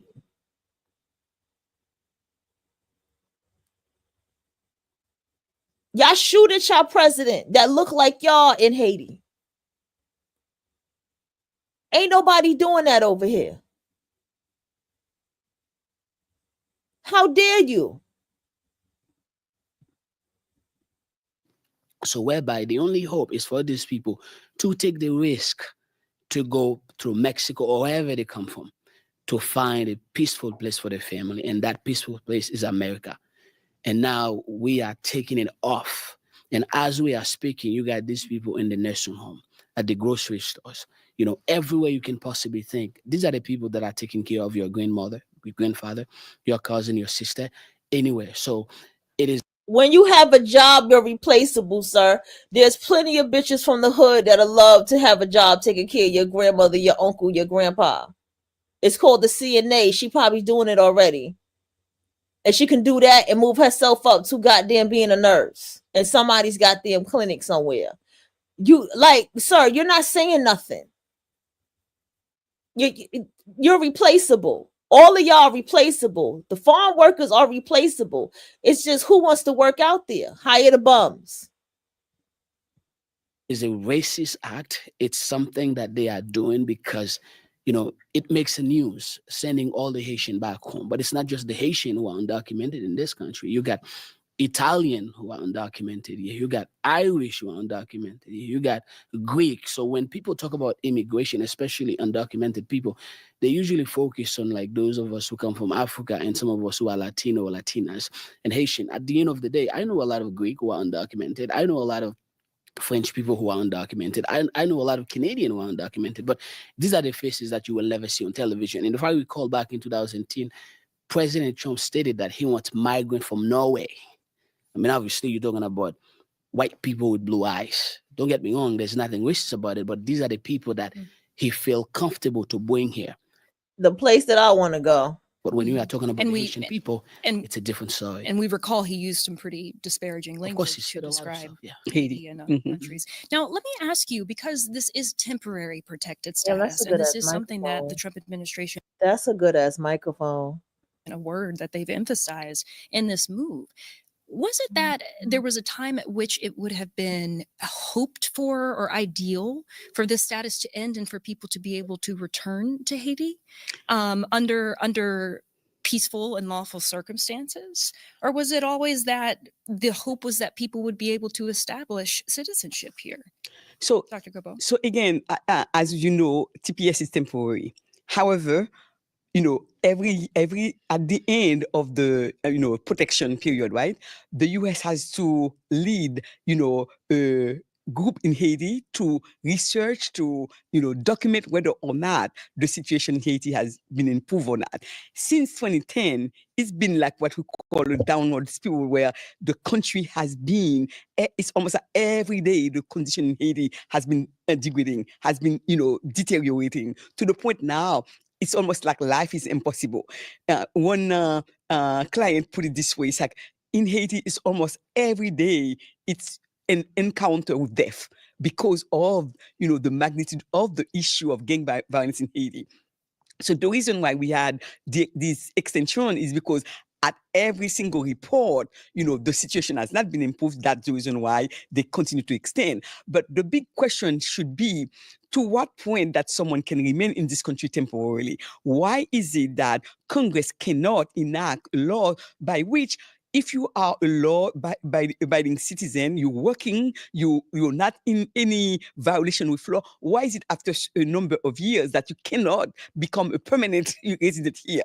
So, and I think that's the big issue, because for so long those people have been here. It's been 15 years, and we know that nothing is getting better in Haiti. So why is it that they cannot have access to a different pathway? And I think that's the big question.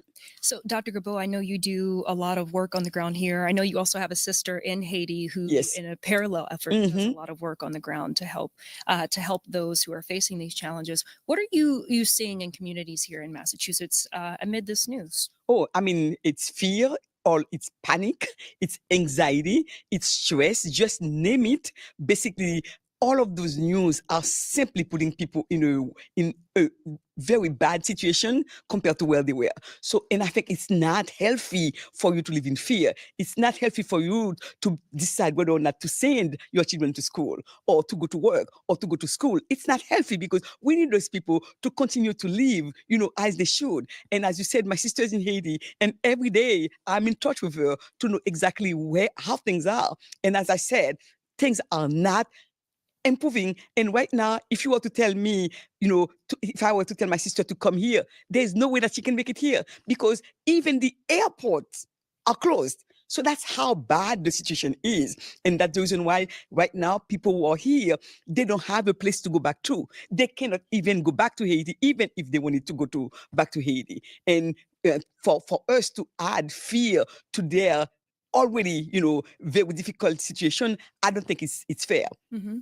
And Counselor, what about you? I mean, what are you seeing in communities, but also what are you hearing about how people are viewing this move from the U.S. government? It's like, I mean, obviously we are talking about the Haitian situation, but TPS is very general. And obviously, whenever you're thinking about deportation, and don't get me wrong, like I believe if you come in this country, right, you do something crazy, like killing somebody, you gotta go. I believe in that. And you rape somebody, you have to go. I am in favor of that. But if you come in this country, play by the rules, respect the game, trying to put food on the table for your family, come on, we are Americans and this is America. And let me just put it to you like this, though. That news is destroying people physically, mentally, psychologically, and emotionally. And at the end of the day, it's not just the folks who are undocumented, even those of us who happen to be US citizens. So the problem is that, so the issue is deeper, where you got people who refuse to send children to school because they worry about ICE come and pick them up and send them back home. People worry about going to work because they assume ICE might come and pick them up. At the end of the day, you are creating an environment for people to be sick mentally, physically, and emotionally. And I'll tell you this, in terms of like Haiti, the Haitian president was assassinated, murdered in 2021. So you tell me, even the Haitian president was not safe in Port-au-Prince. Now you are telling me an average Haitian who has no money, no house, nothing, can just go back home. To what? How do you think this is resonating, given the melee around President Trump a few months ago and what he said about Haitians eating cats and dogs in Springfield, Ohio, and all the fallout from that? Well, let me just put it to you like this. Back then, I believe it was in 2018. I was on the council at that time when Trump called Haiti a shithole country. Excuse my French. And Trump has been using those language, not just recently, but a long time. Okay, not just about Haiti, but other places. So at the end of the day, right? So these are the languages that works for him and that satisfy the base. And that's why I said earlier, because the difference between the American government and the American people are totally, different. Because if you go to an American person who tells, let's just take yourself, you got 2 kids, you got 2 beautiful daughters, husband and wife in Haiti right now. Your only exit is to find a place whereby you can be safe and your daughters can be safe and your husband can be safe. What would you do? Most Americans will tell you, I'm going to look for a safe place. We need to be able to empathize, not just with the Haitian people, but with people across the globe. Because at the end of the day, the greatness of America is based on our diversity, and that's our strength. We are the only nation on the planet whereby you can find somebody who speaks the language of every group and every culture. And sometimes people misunderstand America. America is not just in Italian America or in Irish America or in French America. America is us. America is a melting pot. That's what people need to understand. So when you are talking about those people and these people, you got to understand the nature of America was based on migrant. When people from England coming here, it would have been the same thing to say that, well, you got to go back to your country. The Native American could have said it. They did not do that. I understand we have rules and regulations that must be followed. Like I stated before, if you come in this country and you want to put, you want to kill somebody, you want to rape somebody, you want to do stuff that is outrageous, I'm in favor of putting you in an airplane and send you back home. But if you come in this country in the search of a better life, to put food on the table, to protect your children, to embrace this community, which is what most of us have been doing, you deserve to have a chance in this place. But in terms of Trump, I mean, Trump was born with a silver spoon. There's nothing wrong with that. But Trump doesn't know what it means to be hungry. He doesn't know what it means to be homeless. He doesn't know what it means. And at the end of the day, you see somebody like this guy who's working for him. Like I said, he need to educate himself. He need a history course to understand the nature of America, whereby that will have him understand the true value of who we are as people. Dr. Cabot, I'm going to give you the last word just to let us know for the nearly 5,000 people who are going to be impacted by this, what should they be doing right now? So currently we are working with all the advocates, the lawyers, the allies, everyone that you can think or imagine for us to come up with a strategy. But currently, I think what we are telling people is to remain calm, not to make any decision that will have, a worse outcome for them. Just wait for all of us as we come together to make sure that we know how to protect you. Because again, at the end of the day, as we say, it's America, where we are a country of law, and we know that at the end of the day, that's what we're going to win, because again, we have the law on our side. Thank you. Dr. Gerald Cabot and Brockton City Councilor Jean Bradley de Renoncourt, thank you both so much. Thank you. Thank you.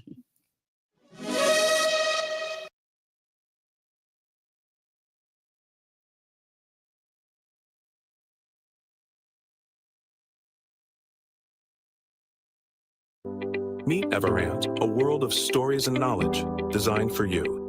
Discover more at everand.com and start your 30-day free trial by downloading the app today. Most Planet Fitness clubs are open 24 hours, so you can work out whenever. We're coming in early. Staying late.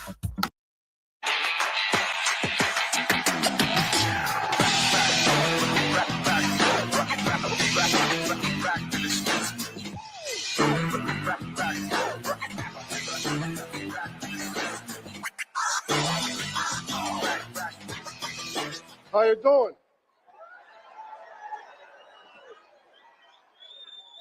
Look, let me start out by saying this. If I offend anybody today, I don't give a shit.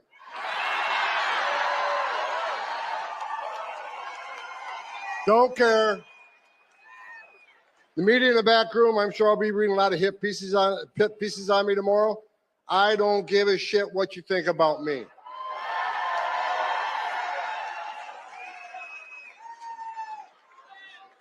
I get asked all the time, does it bother you? There's a big part of this country that hates your guts. I don't care. I don't care. Because we got a job to do. You know, I wake up every day for the last 4 years pissed off because the Dwight administration took the most secure border in my lifetime and unsecured it on purpose, right? I worked for 6 presidents, starting with Ronald Reagan. Every president I ever worked for took steps to secure the border. Even Clinton and Obama took steps to secure the border because they clearly understood you can't have national security without border security. They got it. Joe Biden's the first president in history of the nation who came into office and unsecured the border on purpose. So for 4 years, I wake up every day pissed off. That changed November 5th. Now I wake up every day excited because I work for the greatest president of my lifetime, Donald J. Trump.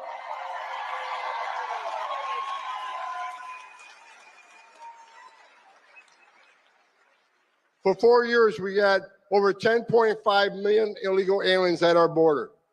They released nearly 8 million into the country illegally. We had a 600% increase in sex trafficking of women and children. We had a record number of known suspected terrorists and people on the terrorist watch list crossing the border. Under Trump, we had 14 in 4 years. Under Joe Biden, just shy of 400. Think about that for a moment. What Joe Biden did to our border was create the most significant public safety and national security vulnerability in this nation's history. But guess what? We got one badass president now who's going to come in and is going to take care of this border.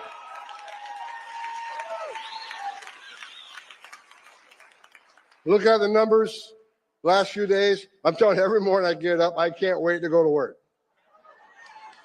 Because I know that I have a president who's going to open up every avenue of law enforcement to this great nation.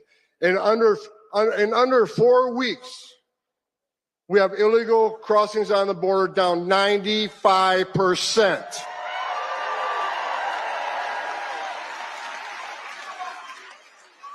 I remember when the president called me and said, I remember he called me when he brought me, this is the second time I came out of retirement for this man.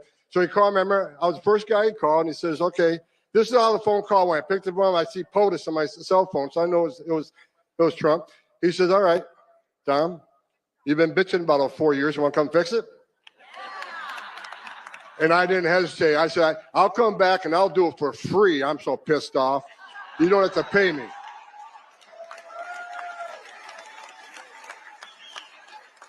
And look, in less than a month, illegal crossings down 95%. ICE has arrested over 21,000 people in the nation.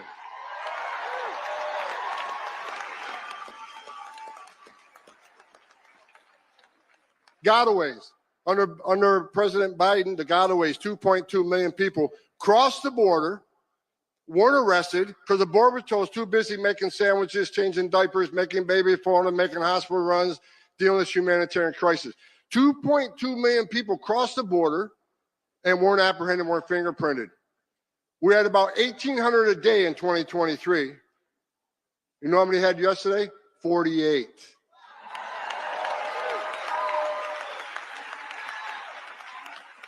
You're talking about 2,000 miles of border and only 48 people escaped.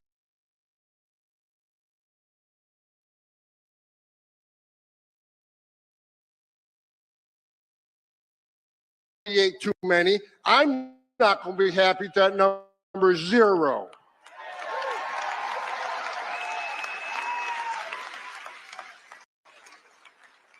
Now we're getting a question. Well, you said you're going to concentrate on public safety threats and national security threats, but you're arresting non-criminals. Yeah, damn right we did. Because you're in the country illegally, which happens to be a violation of our law. Entering this country illegally is a crime, and we're not going to forgive it.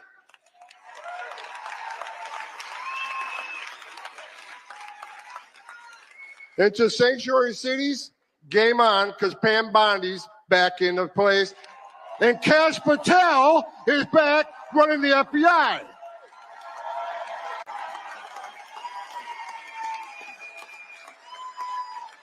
President Trump brought together one hell of a team, and every time I see one of these people get nominated and take their oath for office, I just get that much more excited. I'm afraid I'm gonna have a heart attack one of these days because it just keeps getting better. Sanctuary cities are a sanctuary for criminals. I've read all these stories this week. Tom Homan insulted AOC. Well, look, it's not an insult if it's true.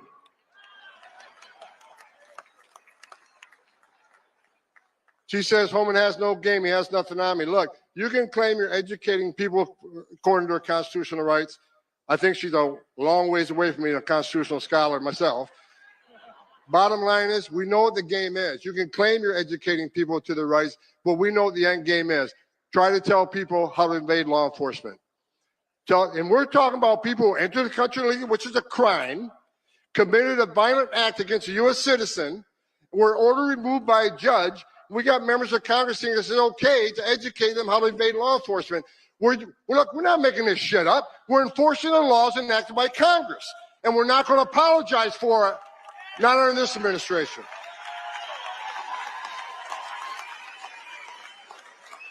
We got great governors out there. Governor Pritzker, you ain't one of them. I met with Governor DeSantis yesterday. No, he's done. He's passed one of the strongest state immigration laws in this nation. Do you know it's a crime in the state of Florida? It is a crime to enter the country illegally. He made his own state law. He has passed a law that he will fire any mayor or sheriff that doesn't help ICE enforce immigration law.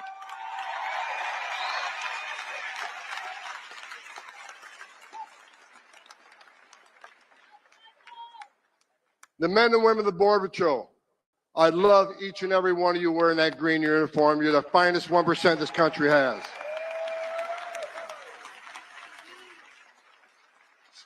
So look, we're attacking the interior enforcement. For those who don't think those numbers are enough, I don't either. If you haven't seen, I'm happy with the numbers, but I'm not going to be satisfied until every criminal alien gang member, every criminal alien, every Trenda is eradicated from this country and send their ass to Gitmo where they belong.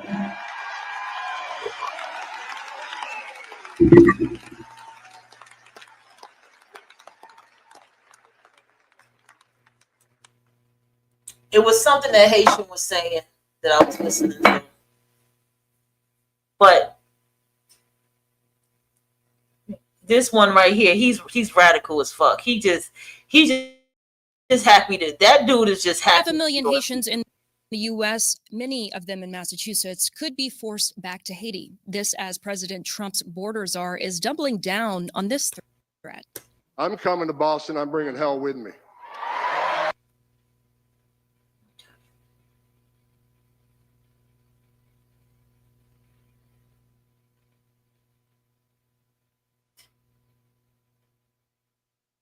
It was something he was saying I wanted to get into before I get up.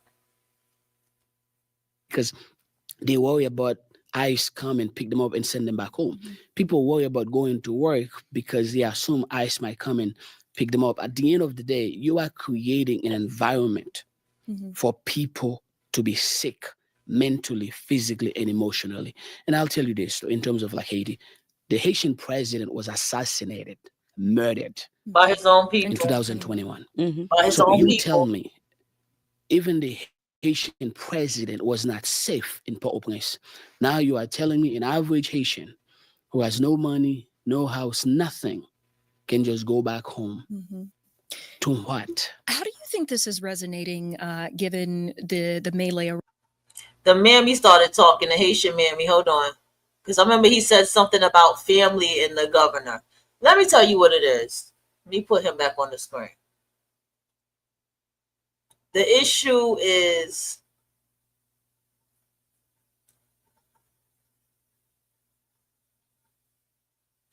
this. Can y'all hear me? Mic check.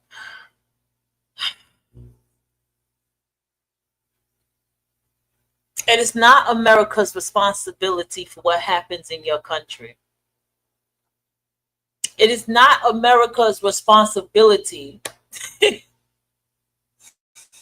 to sit here and care about you. See, what you fail to realize is FBAs and people of color and people with melanin actually care. Okay? They actually care about you. They actually have some compassion for you. That Mr. White supremacy ain't gonna have that for you. Mr. White supremacy is going to take care of the people who were the descendants of slaves on this here soil.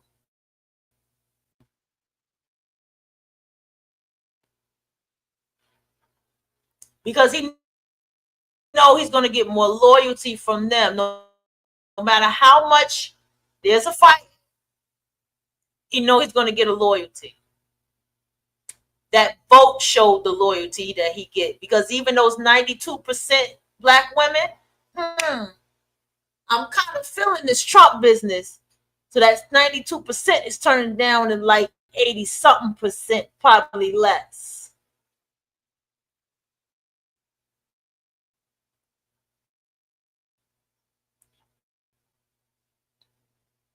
It's the manipulation for me. It's the trying to beg, feel sorry for me. Like, we don't have nothing and our president was assassinated. That's your country. That's your problem. Y'all need to figure it out. Stop raping the children. Stop raping the babies. Stop raping each other. Stop beating up the babies. Instead of doing that, why don't y'all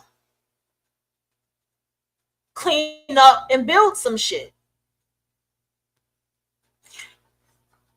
Do I need to go into this conversation about the black man around the goddamn? Do I have to get into this shit?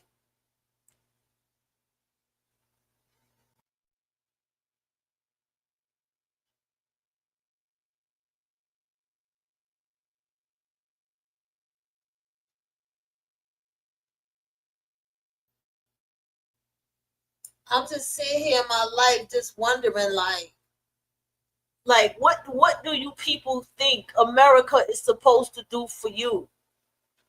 I got another video. It's about FBAs that claim in Africa.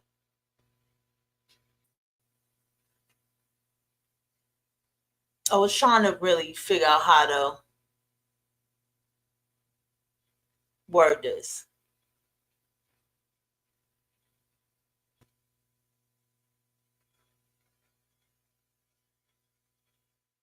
I can't believe I can't find words right now. Maybe because something distracted me a little bit over here. The thing is that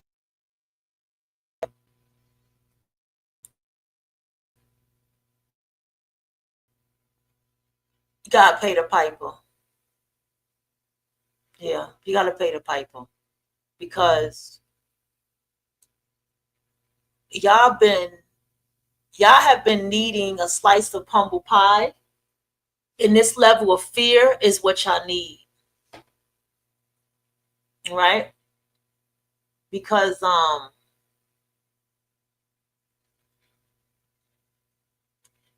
starting to lose words, bro. I'm starting to lose words.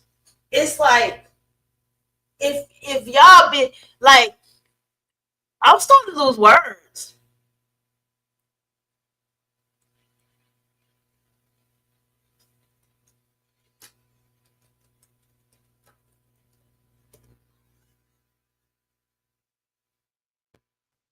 I am. I'm lost for words. Like, you got this one lady talking about these people are idiots, going in about the cuts. You got another woman going in talking about some we don't want your money, Elon. You got another group of people who got upset because Elon asked them 5 things that they did for the day or last week or whatever. I'm lost for fucking words, bruh.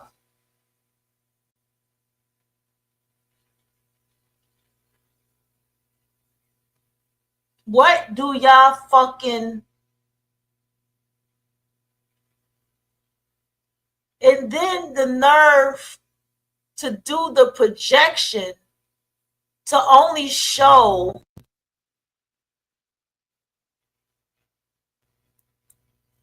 that how much I hate Black Americans. So if Black Americans were so low life and shit on the ground, why the fuck is there so much hate for Black Americans? Are y'all angry that they're not shipping us off to Africa? There's a reason that happened, y'all. I think y'all don't like the idea of how even through racism and white supremacy and through the Black Lives Matter, through all the fighting and all of this, you don't like the idea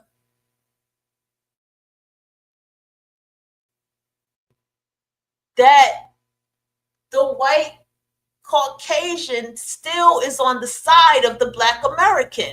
You don't like it.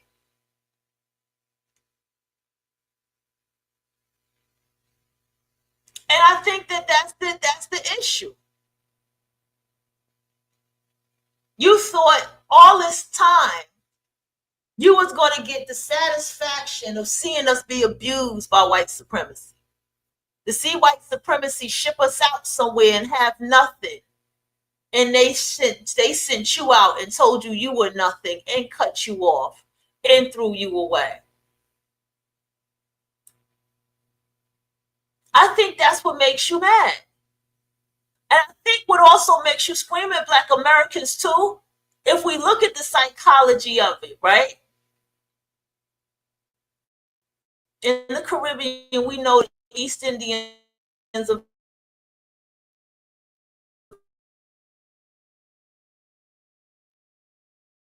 very disrespectful to y'all. The white people, hold on. The African,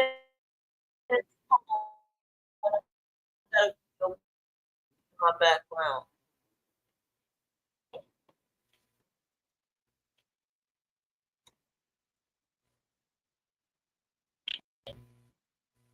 Okay. I'm so tired of that fucking picture. I'm fucking sick of that picture.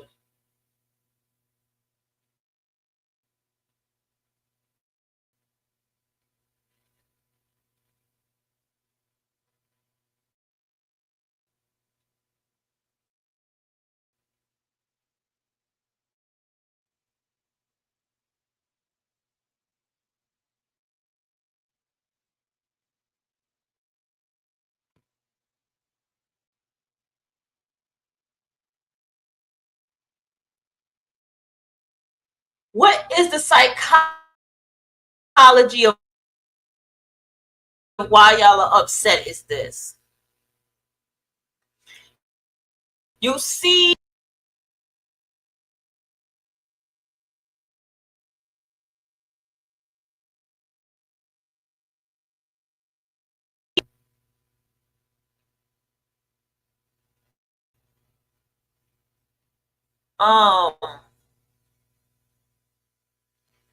Black Americans being abused by white Americans, right? You see the Black Lives Matter, you see the injustice, you see the injustice, you see the history of Black Americans and white Americans, right? We just go through the black and white. You see the injustice of how people treat and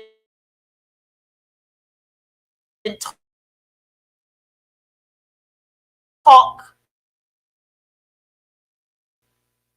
to Black people. If you're smart enough, you see the different levels of FBAs that live here in America, right? You see it. The problem is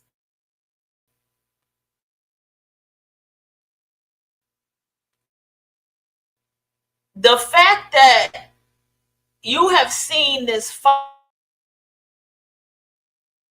for so long with Black Americans. You thought that if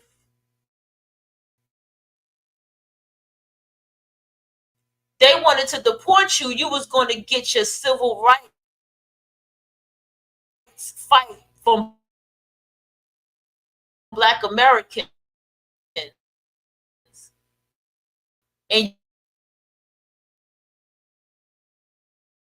you did not. And so the Black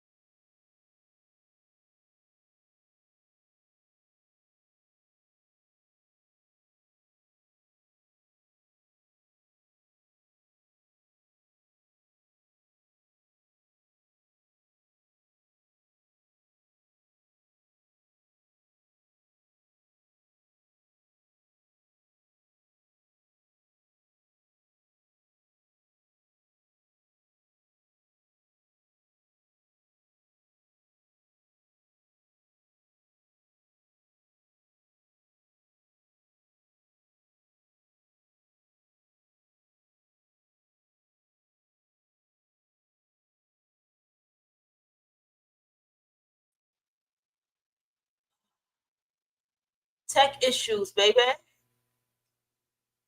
Yeah, man, we had a whole bunch of those lately. Stream y'all, get your shit together. I'm about to start reporting y'all like, hey, I'm paying y'all this money. Y'all need to get this shit together. Because y'all ain't getting my money next time. Word, I'm not renewing this shit. Shit, about to take a break. All right, we're going to listen to this roster band.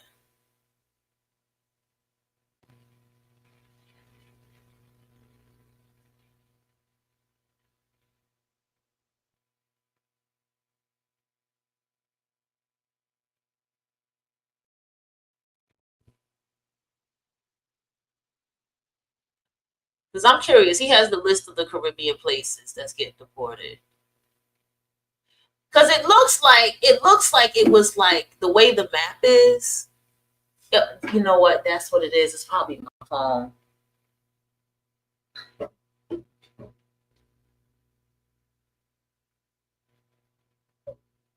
The way the map, it's probably my phone because I put my phone next to the computer. You know, that's not a good thing to do. All right, because the way this map is going, it's looking like they started from like the West Coast area, like where the southern border is, like that whole southern border area looked like they was racking them up there.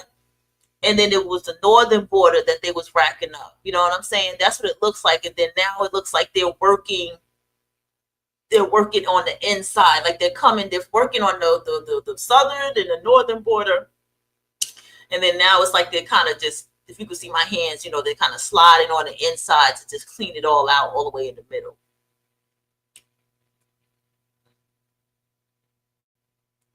More than what Obama did in his 8 years. And Donald Trump is off to a flying start. But this week, ambassadors from Barbados and Antigua Barbuda warned the Caribbean to brace themselves for a mass deportation coming to the Caribbean like we have never seen before. And the list is out of flood of deportees coming back to the Caribbean. And the list is over 53,000 deportees coming back to the Caribbean. So that is what I want to talk about today. So let's talk about it.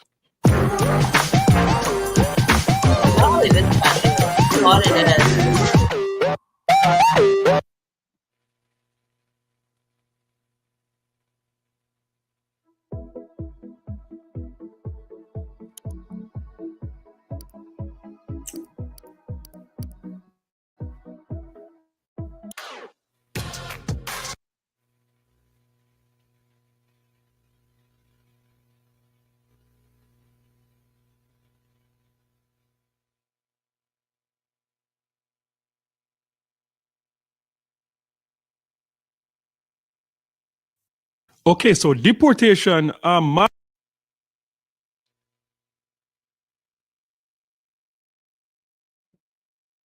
deportation seemed to be the first promise that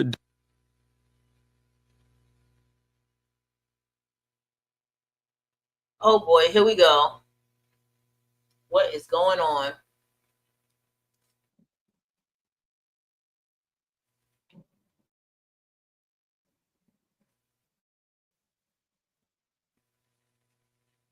Donald Trump intends to keep from his agenda when running for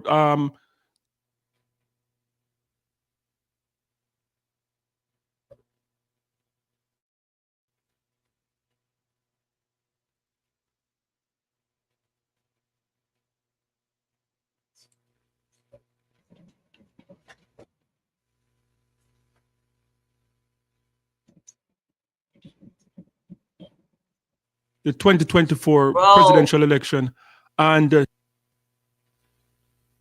it's for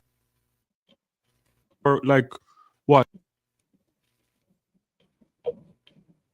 Right. Or like what? Just like country, and it's causing a lot of like panic around America and pretty much across the world. We have seen flights leaving to places like Mexico, Colombia. Right. We saw what happened in Colombia this week with U.S. military plane turned back from Colombia with deportees going back to Colombia. So today in a White House press conference, the press secretary was Donald Trump in his promise talking about removing criminals first before moving on to deporting other people. And on the campaign trail, I've been with him at the rallies. I know you've been there covering them too, Peter, that he is focused on launching the largest mass deportation operation in American history of illegal criminals. And if you are an individual, a foreign national who illegally enters the United States of America, you are by definition a criminal. And so therefore you are subject to deportation. I apologize for interrupting. So to be clear, it's not violent criminals do not receive precedence in terms of the deportations taking place. The president has also said two things can be true at the same time. We want to deport illegal criminals, illegal immigrants from this country, but the president has said that, of course, the illegal criminal drug dealers. murderers, the individuals who have committed heinous acts on the interior of our country and who have terrorized law-abiding American citizens, absolutely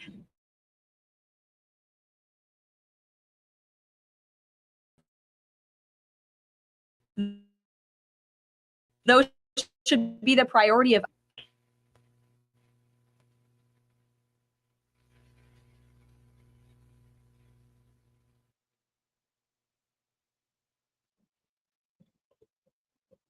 ICE, but that doesn't mean that the other illegal criminals who enter. Of the 3,500 arrests ICE has made so far since President Trump came back into office, who are just in the country illegally. All of them, because they illegally broke our nation's laws and therefore they are criminals as far as this administration goes. I know the last administration didn't see it that way, so it's a big culture shift in our nation to view someone who breaks our immigration laws as a criminal, but that's exactly what they are. Yes, so that was the back and forth with the White House press secretary. As you can see, them asking her about one of the promise that the Bardazar himself made, talking about moving the worst criminals first before they move on to deporting other illegal immigrants. And based on her answer, you can see that there is some confusion going on. So people are, at this time, they're not comfortable thinking that the images that they're seeing on TV with ICE raids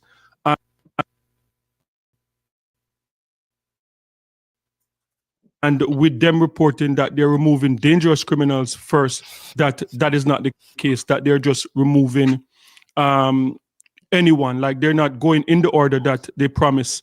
Like, as I said, the Bardazar said, worse. And if you forgot what he said, this is a reminder of what the Bardazar himself said. ICE visiting folks. Because when I look at it, I look at the law, people that have final deportation orders, people that are criminal aliens. What would a person have to do to get a visit from ICE? For it to be in the country illegally, first of all, I mean, there's nothing in the immigration law that says you got to be convicted of a serious crime to be removed under the INA. So if you're in the country illegally, ICE can visit you. But right now, as we said repeatedly, and the President Trump's been clear, we're concentrating on the worst first, the public safety threats and national security. Okay, so based on that, there seemed to be a bit of a confusion that the worst first thing that they promise is not being kept. Like people are they're just rounding up people and deporting people. And another thing that is very confusing also to add to this equation is that apparently there's like 1 million illegal immigrants on the list already, that they were on the list from Joe Biden to be deported, and Joe Biden didn't go ahead with it. So the list that we're seeing now, is it the list like Joe Biden's list, or is it Donald Trump's list? What are they doing? So, and it's very confusing right now. But after all of that, now we're going to look on the list of the Caribbean countries that are expected to receive like mass deportation in the coming weeks and coming months.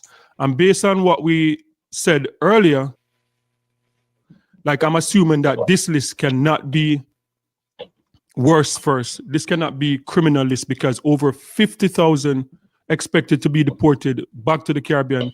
And I refuse to think that these are all criminals, 50,000 people being deported to the Caribbean, that they are violent drug dealers or... That's not the point. You get on my microphone. That's not the point. When I want to go to fucking Norway, let me make it more obvious. If I want to go to Canada, I have to have a passport to go to Canada. I can't just jump the Canadian border and go parlay in Canada, go get a job in Canada, buy a house, all this stuff with whatever little the undocumentation papers I got to get by, and say that I'm a law-abiding citizen. No, I hopped the border of Canada to live in Canada. You a criminal. You broke the law. Is that not what a criminal is? That's what a criminal is defined to be. See, y'all in the Caribbean come from such criminal-minded lifestyles that y'all don't understand what a criminal is. These people are not criminals. If you cross the border illegally, you are a criminal. If you for years are undocumented and you did not get your proper documentation, you are a criminal.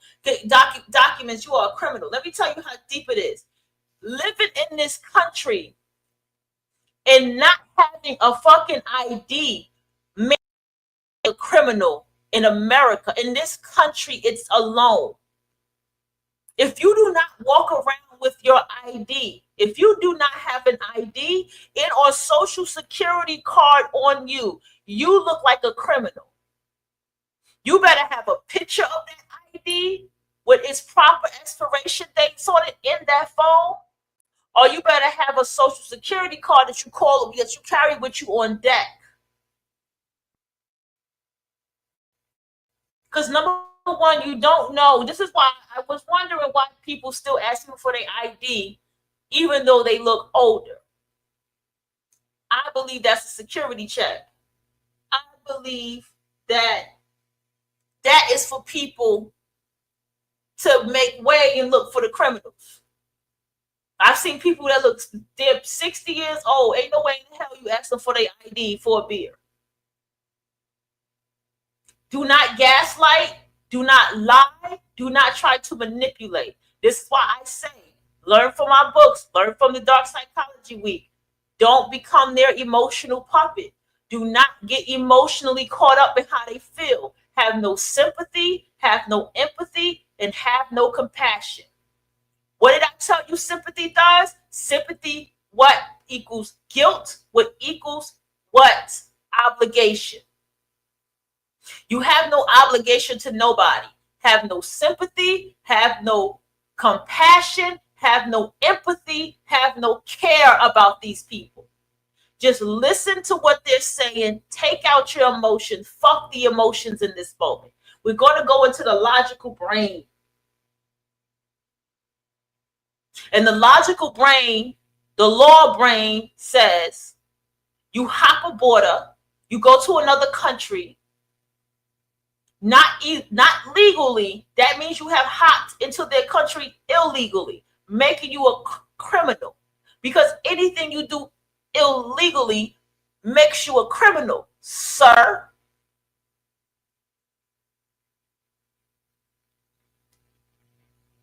So, what's the problem?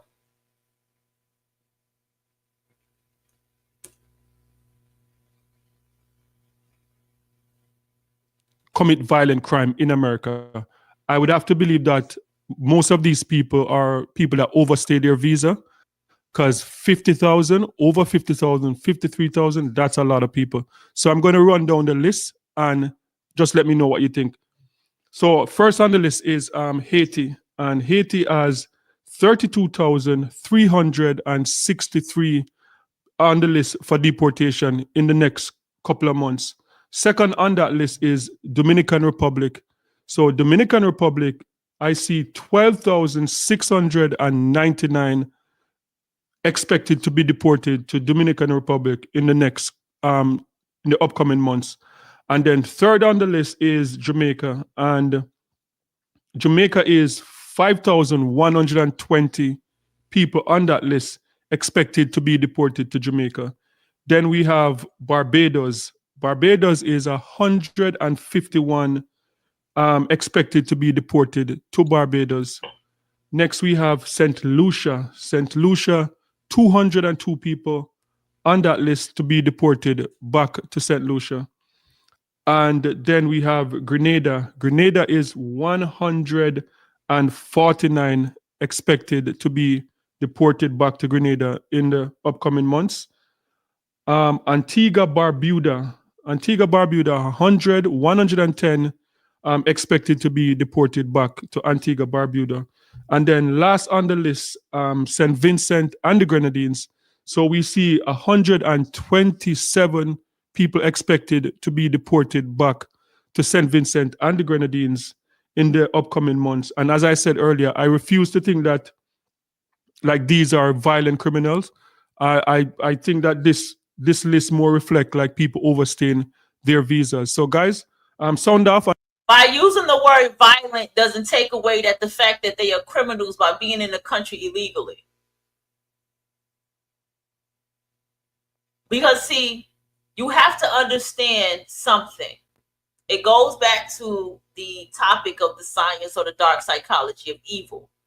See, if you're going to let somebody come into a country illegally and be undocumented, that means they're not completely identified. And if they're not identifiable, that means they're more prone to commit a crime and get away with it, i.e., violence. Do you understand how it goes? If you're already illegal, you are more prone to do something more illegally. This is something I had to develop in my head when I had first came down here and I had all this paperwork stuff. I'm not an immigrant. I'm a goddamn American citizen to the core. All right? Not, not to the core, but you get what I'm saying. Born here. My thing is, I had paperwork that I couldn't get to because of expiration dates and cards and shit. And I told myself, I said, I need to get this goddamn card. I need to hurry up and get this damn shit together, because if not, I'm going to look like a fucking criminal. I'm just going to get arrested on the fact of just not having that. And on top of that, I'm coming from out of state, and I can't say I'm not because of my accent. That alone made me get my shit together and do what I needed to do, buddy. Okay? Let's not use the word violent, because you still are prone to commit some kind of crime by being illegal.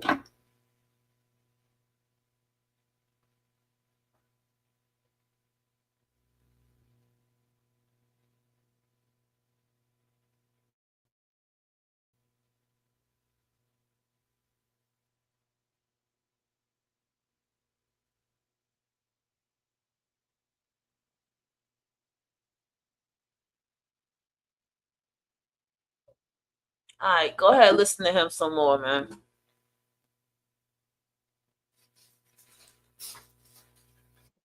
And let me know what you think about this list.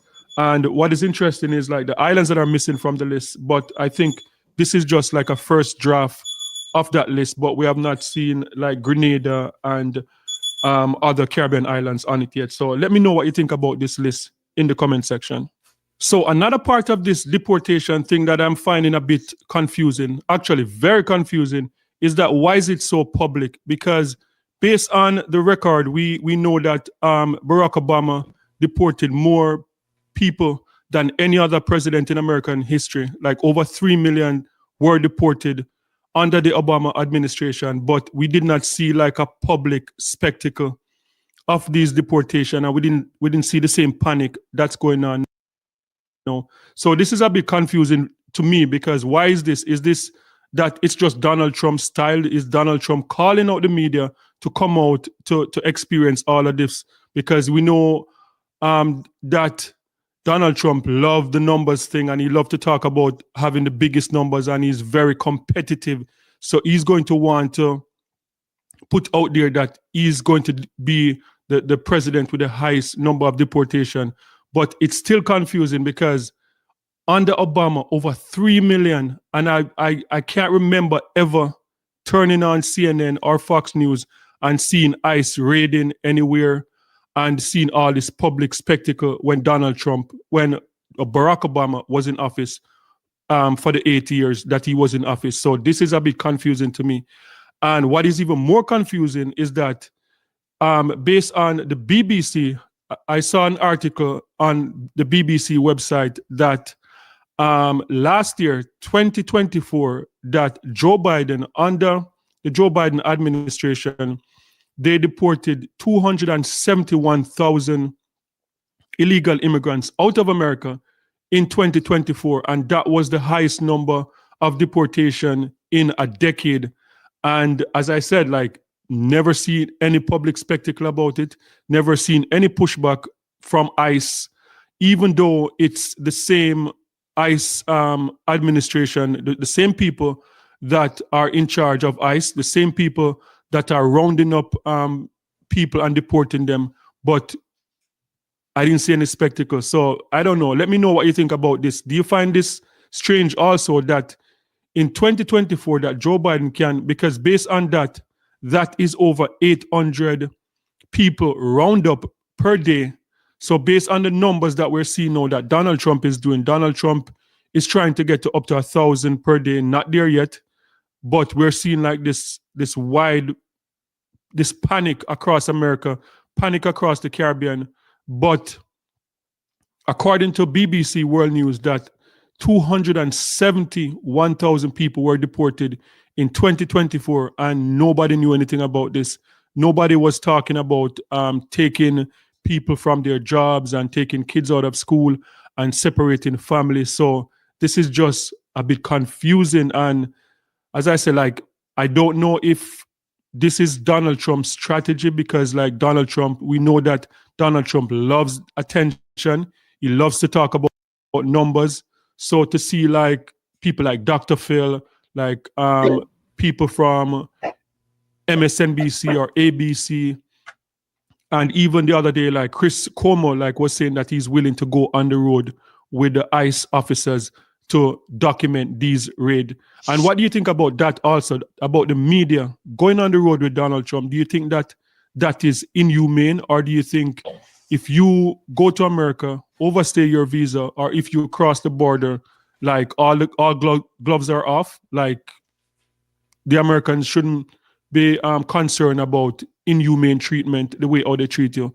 So, sound off in the comment section. Let me know what you think about this. And guys, don't forget to like, share for more amazing content. And remember, peace. I'm out.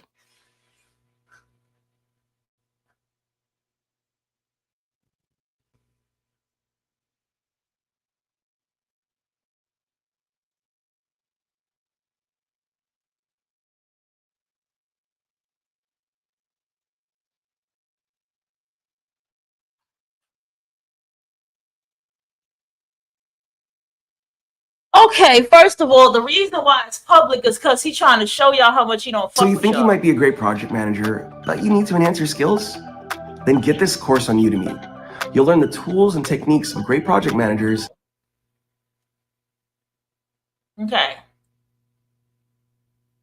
We don't care about that. Okay, let's go. The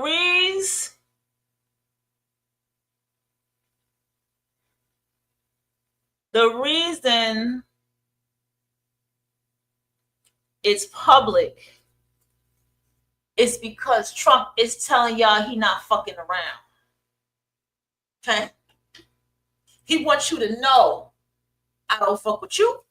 I don't fuck with you. I don't fuck with you. I don't fuck with you. I don't fuck with you. I don't fuck with you. That's what Trump is doing.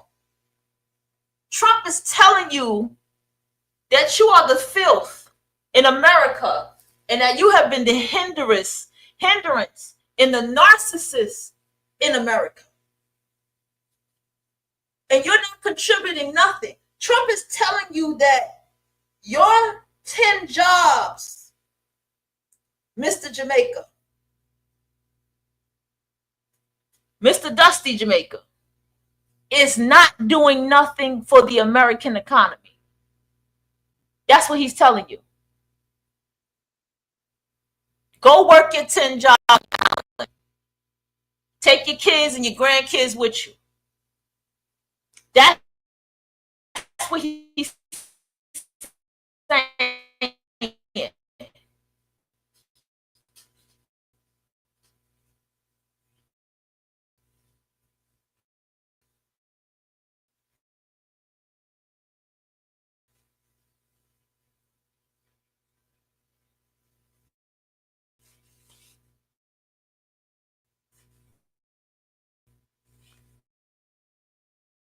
That's what he's saying.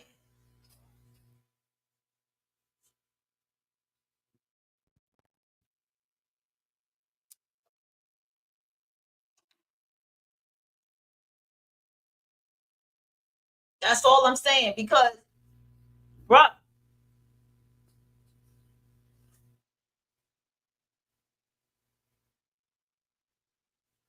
he's like, I don't understand why it's so public. You want it, it's going to be public. Just like everything else is public. We thought you was going to be special. What Trump win means for the Caribbean. Relation under Trump, mass deportation. See, people know. People know.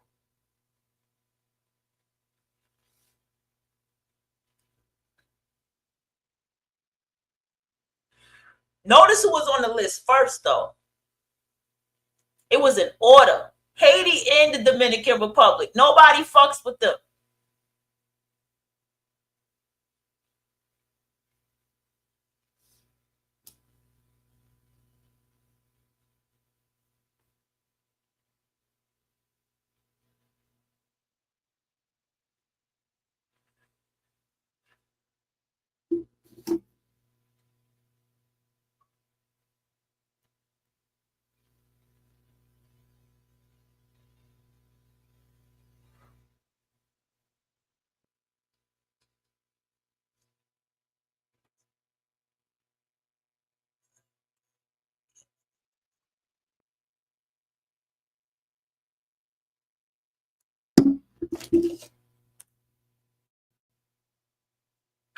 You know, say I don't like to curse, right? But I felt like starting this video off by saying, Bombaras clot.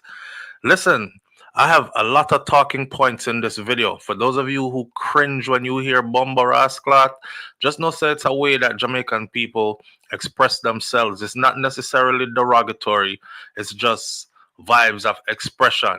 A car driving down the street really fast and it crashes into a tree, make a big explosion, you think somebody might be dead in that car, the average Jamaican would say, Bombaras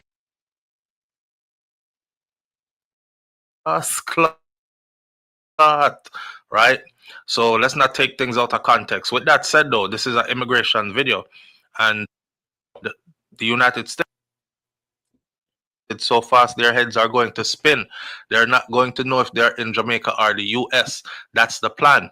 The headline says more than 5,000 Jamaicans have now been issued with final removal orders from the US. 5,000, you know? Remember, you know, this is just getting started. They're just warming up. Donald Trump just took power the 20th of January 2025, 9 days ago. 5,000 Jamaicans on the menu. I mean, I'll talk about menu for Nyam. On the list to be deported right now. As it stands, it says that a little over 5,000. To be exact, I'll give you the numbers in a second. A little over 5,000 Jamaicans are listed among more than 1.4 million non-citizens in the U.S. Immigration and Customs Enforcement non-detained docket with final orders of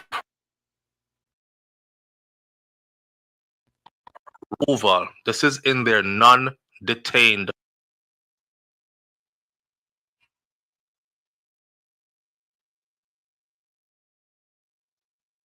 docket.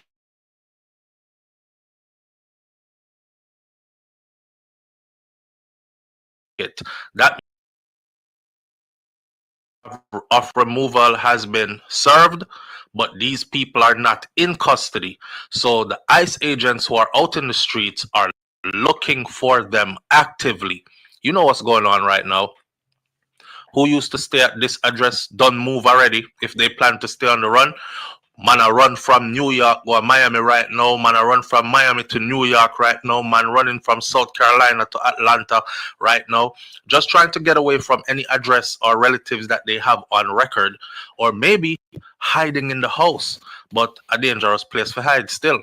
According to the documents that were published by ICE as of November 24th of last year, there were 5,120 Jamaican nationals who would be targeted for removal under this new immigration system. 5,120 is the exact numbers. I'm saying to myself, well, little Jamaica gonna do with 5,120 Jamaican if they round them up. As aggressive as Trump's ICE agents are going, if they round up 5,000, 120 Jamaicans and send them back one time. Guess what? There's a whole lot more here who they're going to round up as well. The island is also listed among 11 countries that are considered to be at risk. You gotta understand. This is why I keep telling Black Americans Of FBAs, I need you to understand why I'm telling you to not respond. Let these people fall on the swords, on their own sword, okay? Let them fall on let me help you understand what I mean. What I'm saying is, these people are ignorant. You think these people have any idea about history? Do you think that these people actually pick up a book? Do you think they actually have an education that they continue to still nurture, still try to hone into?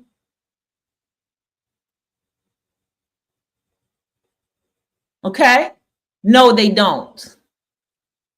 When they go into these rants and they are angry, let them sit in their anger by themselves. Let them cackle and all this and that, because all of their smiles are going to turn into a frown. Let it happen. And let President Trump do what he's doing to elevate America to something better. I'm trying not to say that word. To something better.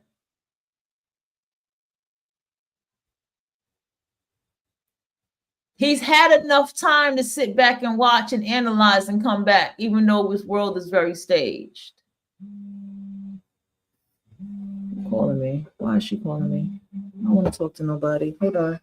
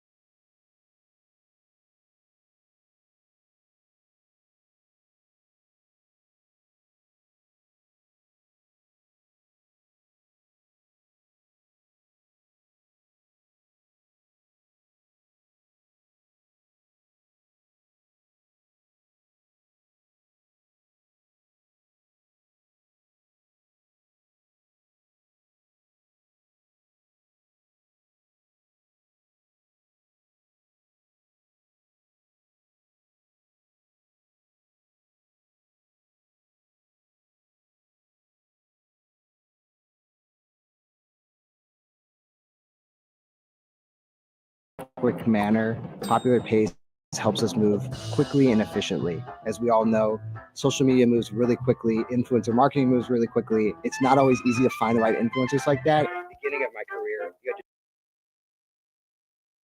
they have a very small military. They spend very little money on military. Or NATO, they're just about last in terms of payment, because they say, why should we spend on military? That's a tremendous cost. Most nations can't afford to even think about it.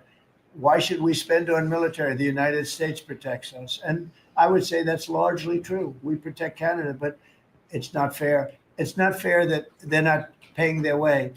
And if they had to pay their way, they couldn't exist. When I spoke to, let's call it the prime minister rather than the governor, but when I spoke to him, I said, why are we giving you $200 billion a year? He was unable to answer the question. I said, why are we letting you make millions of cars and send them in? He was unable to answer the question. Justin Trudeau, nice guy. I think he's a very good guy. I call him Governor Trudeau. He should be governor, because the fact is that if we don't give them cars, We don't have to give them cars. The tariffs will make it impossible for them to sell cars into the United States. The tariffs will make it impossible for them to sell lumber or anything else into the United States. And all I'm asking to do is break even or lose a little bit, but not lose $200 billion. And we love Canada. I love Canada. I love the people of Canada. And but honestly, it's not fair for us to be supporting Canada. And if we don't support them, they don't subsist as a nation. Okay? Mr. President, on the EU tariffs, Mr. President, have you just made a decision on what level you will seek on tariffs in the European Union? We have made a decision. We'll be announcing it very soon, and it'll be 25%, generally speaking, and that'll be on cars and all of the things. And European Union is a different case than Canada, different kind of case. They've really taken advantage of us in a different way. They don't accept our cars. They don't accept essentially our farm products. They use all sorts of reasons why not. And we accept everything of them. And we have about a $300 billion deficit with the European Union. Now, I love the countries of Europe. I guess I'm from there at some point a long time ago, right? But indirectly, pretty directly too, I guess. But I love the countries of Europe. I love all countries, frankly, all different. But the European Union's it was formed in order to screw the United States. I mean, look, let's be honest. The European Union was formed in order to screw the United States. That's the purpose of it. And they've done a good job of it, but now I'm president. What will happen if these countries or the EU retaliate? They can't. I mean, they can try, but they can't. China did. They are imposed pledging to, tariffs sir. that went into effect. China's retaliatory tariffs on the 10th of February. Has there been any impact that you've been able to observe? That's right. No, they can do it and they can try, but the numbers can never equal what ours, because we can go off. We are the pot of gold. We're the one that everybody wants. And they can retaliate, but it cannot be a successful retaliation because we just go cold turkey. We don't buy anymore. And if that happens, we win. Are you talking to Eric Prince about privatizing deportations? No, I haven't. So, President, you're in litigation with CBS News. Is this a case that you'd like to see go to trial, or are you open to With some CBS that 60 Minutes? CBS? Yes. Well, CBS did something that was amazing. Kamala was unable to answer a question properly, and they took the question that they asked and they inserted an answer. They gave her an answer. This was 2 days before the election, right before the Sunday night before the election. And they wrote out they put her words from another question that was asked about a half an hour later, and they put that into the question. Nobody's ever even heard of it before. Nobody's ever heard of anything like this before, but they then did it, they say on numerous occasions. And the FCC is looking at it very strongly, and everybody's looking at it, but nobody's ever seen anything. Think of it, they took her answers and they changed them.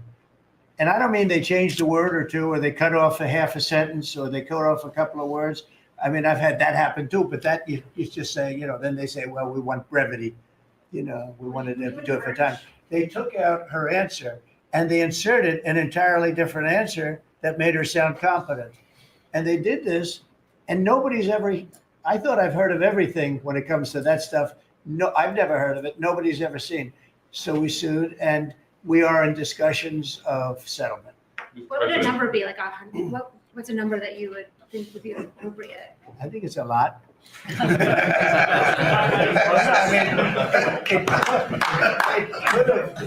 It probably did affect the election. I mean, we won by a lot. As I said, too big to rig, but it probably did affect the election.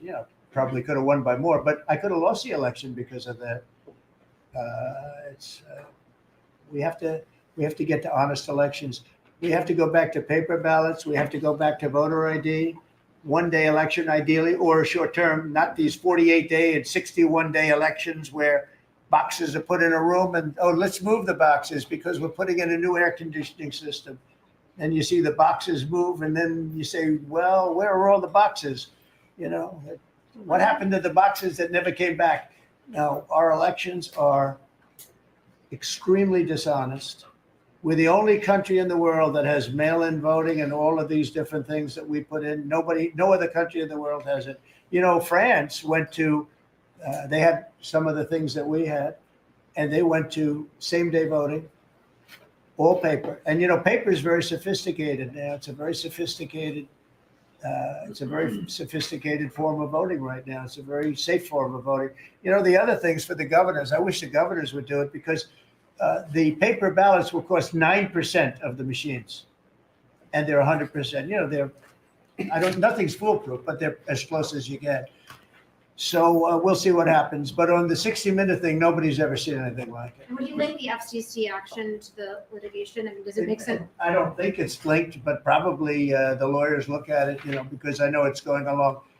FCC is headed by a very competent person, and you have some very competent people on the board. And so I think they're looking at it very seriously. Sir, of all the deals that you've done in your life, all the people you've sat across from and negotiated with, is President Putin distinct in any way? He's a very smart guy. He's a very cunning person. But I've dealt with some people I've dealt with some really bad people.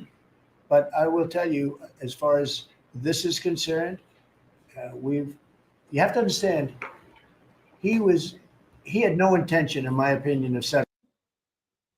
Y'all. Managers, dry your tears. No more missed clock-ins, no shows, and last-minute scheduling chaos. With Connect Team's auto schedule. You know, a deal is a deal. Lots of crazy things happen in deals, right? But I think we're going to have a deal. If I didn't get elected, I believe he would have just continued to go through Ukraine, and over a period of time, a lot of people would have been killed, would have lasted for a period of time. And the reason that Ukraine, and I have great respect for the Ukraine as fighters, they're great fighters, but without our equipment, that war would have been over, like people said, in a very short period of time. And if you remember, I gave the javelins, and the javelins are the things that knocked out those tanks right at the beginning of the war. They said that Obama at the time gave sheets and Trump gave javelins. Well, I was the one that did that, but I want to see it come to an end. Will he have to make concessions, President Putin? Yeah, he will. He's going to have to. And I believe that because we got elected, that war will come to an end.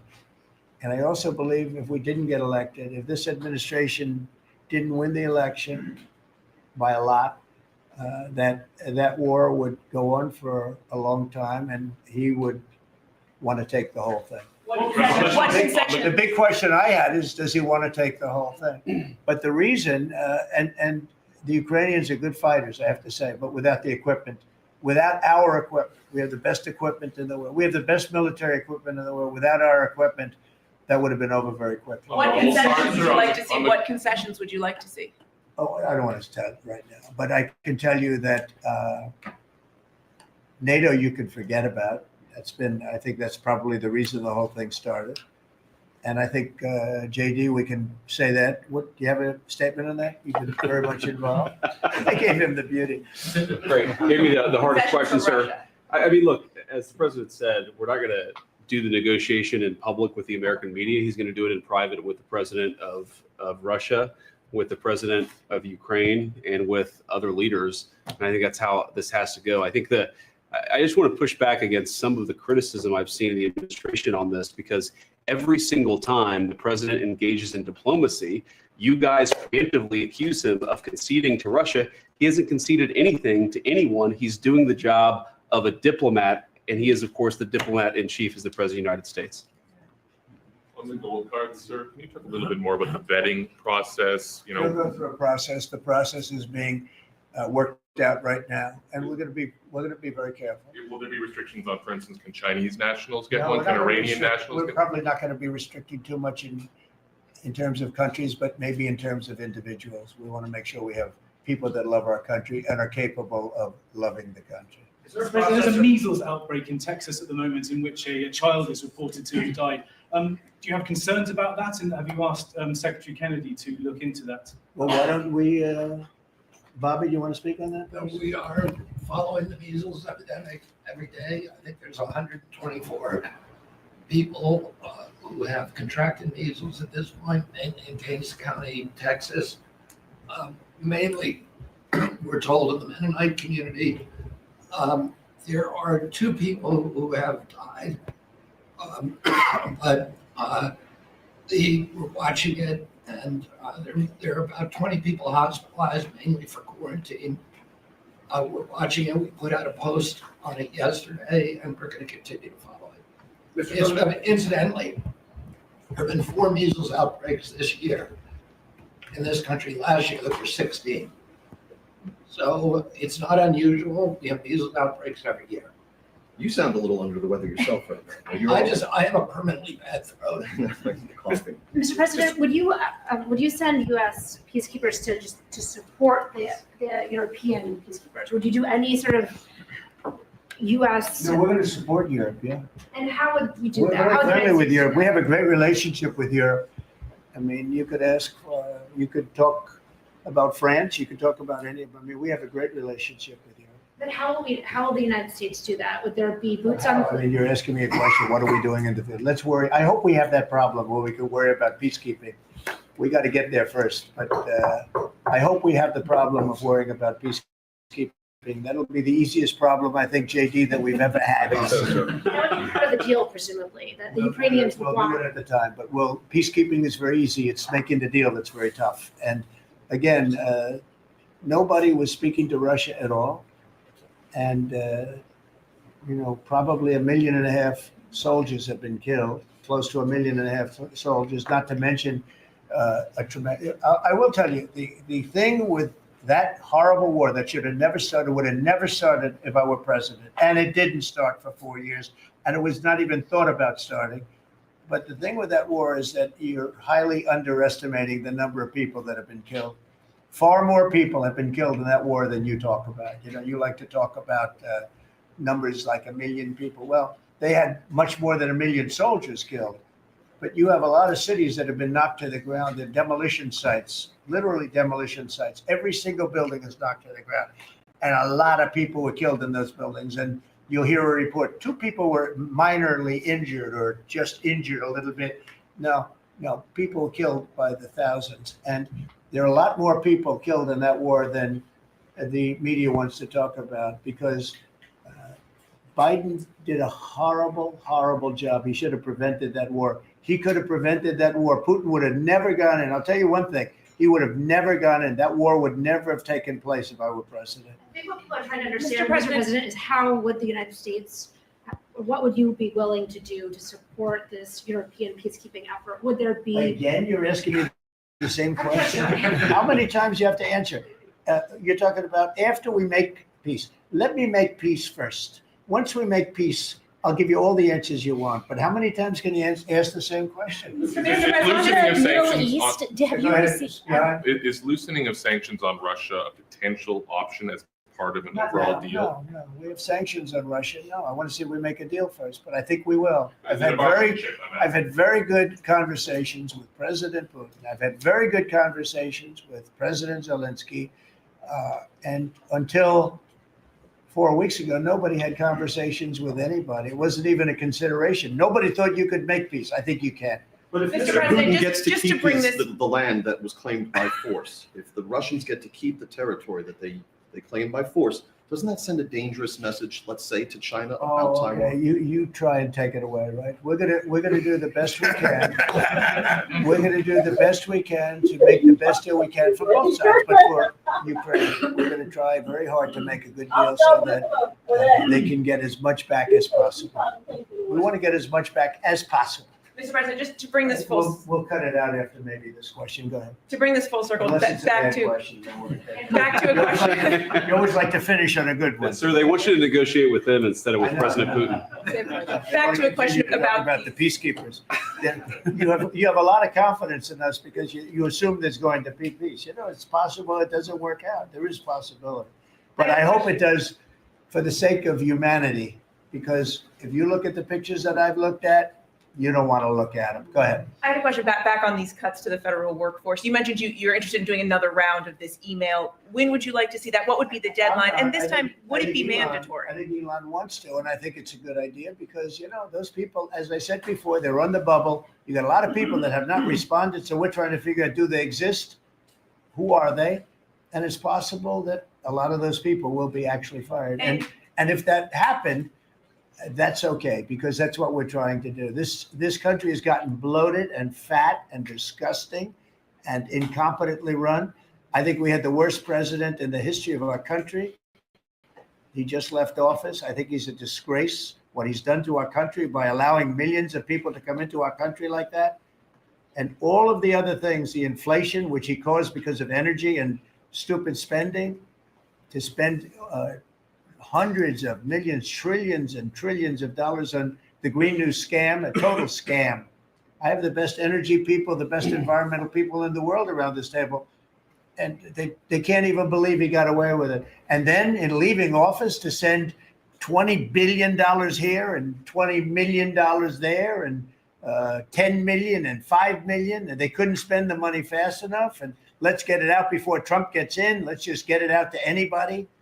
And this is a disgrace to our nation. And you don't write the fair thing, but look, you know, the good news, the people see it, and that's why we won the election by so much. Thank you very much, everybody. Thank you, Beth. Thank you, Beth. Out right back here. Thank you. Thank you very much. Pulitzer Prize. Sir, how many peacekeepers are you going to send there? What will you do? How will you dress? Lawrence, look at Lawrence. This guy's making a fortune. He never had it. He never had it so good.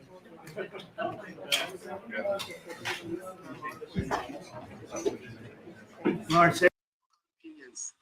One day, when the glitz fade, the shiny objects fade, and the destruction's quiet, we're going to realize that Jamaica was always waiting for. Democracy depends on a free press. Please support our independent journalism at democracynow.org. Bro, here's a video I just found. It's in my history. Hold on.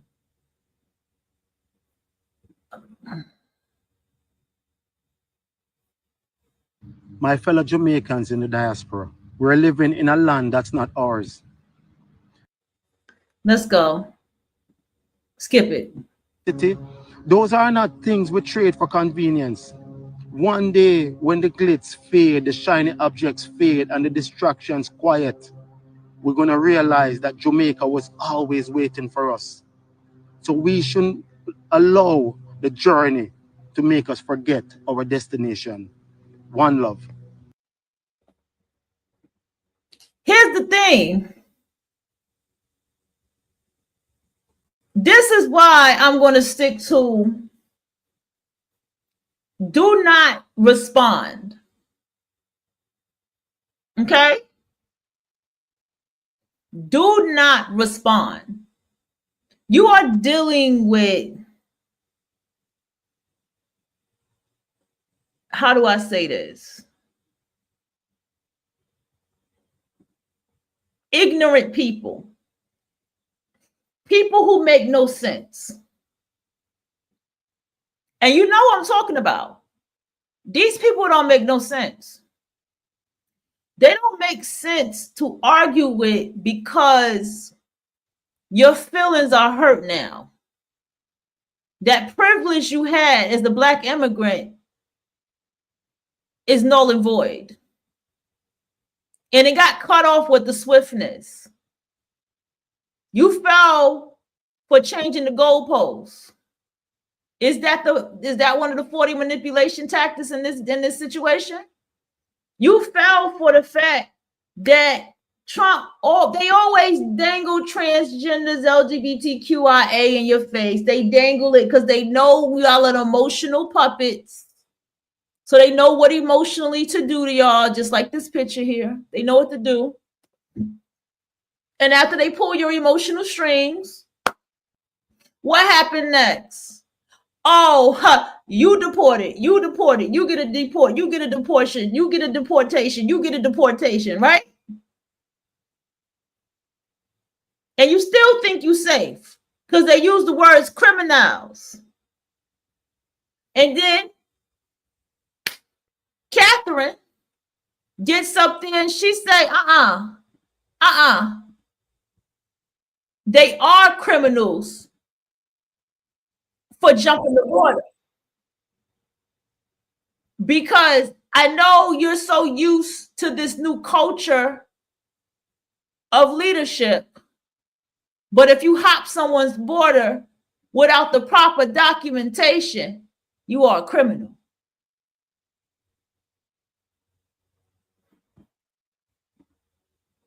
Okay? You are a criminal.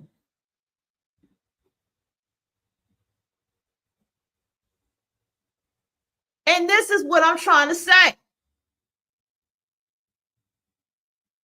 Now they have been, because Trump is a good wordsmith, degraded,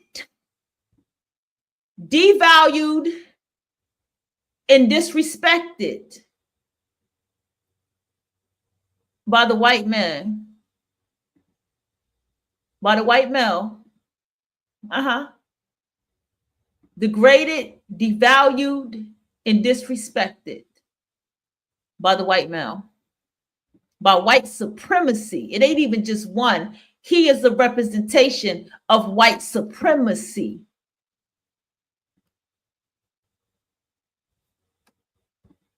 And now you want to go back to your country. We need to go back to our land. Y'all niggas sound like Africa shit. Y'all sound like y'all want to go back to Africa again, right? Why? And then when it happens to you, you get so mad at the FBA. You get mad at the fact. Let me tell you how good Trump is. He said, you are a foundational Black American. All right? Foundational Black American. The descendants of slavery whose free labor helped build this country. You are still acknowledged. Oof. You mean the people whose family comes from slavery is still acknowledged? You mean them ratchet hood motherfuckers? Waffles and chicken wing motherfuckers? You mean them? And every ignorant, worst thing that you can perceive a Black person to be, foundational.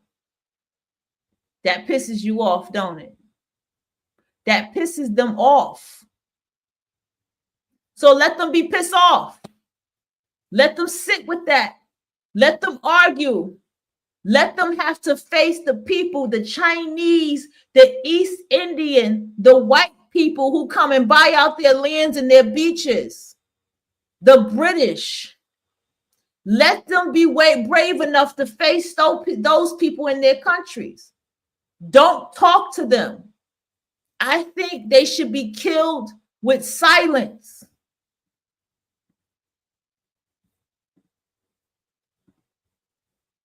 They should be killed with silence.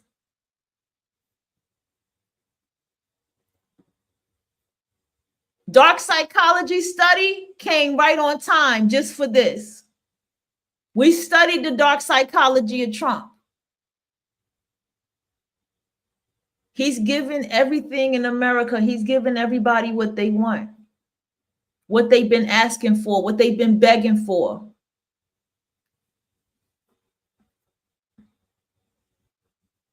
And now these people are begging for our attention. Foundational Black Americans. I try to put myself out of it. They're begging for your attention. Why is that? Because you have been their punching bag. Foundational Black American, you have been the punching bag for Becky. The foundational Black woman has been the punching bag for Becky and her shadiness because of because she's inadequate.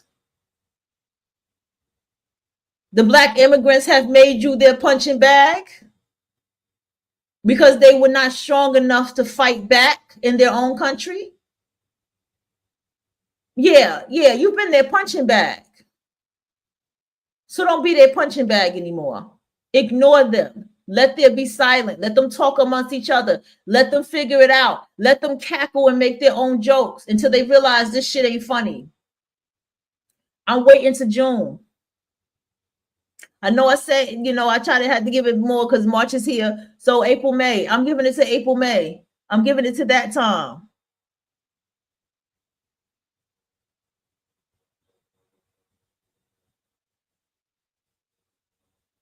I'm giving it to that time.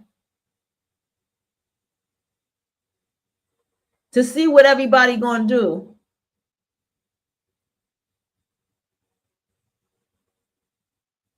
What's gonna happen? How much immigrants are they gonna really have out of here? What's gonna be the difference in New York City when it comes to the work environment? How is social service gonna change? You see, it's all these little things that I've been thinking about. Because notice that they're putting data information out there. Caroline. I keep calling her Catherine. It's Caroline. Caroline is the one coming back, reporting everything in details, giving you information. She's a Virgo. She's great for that job. She's great for that job. God said, why is this so public? Why? Why is it so public that they're doing this to us? Because he feels the impact too. Like, damn, you have to tell people that you getting rid of us? Yeah, they do.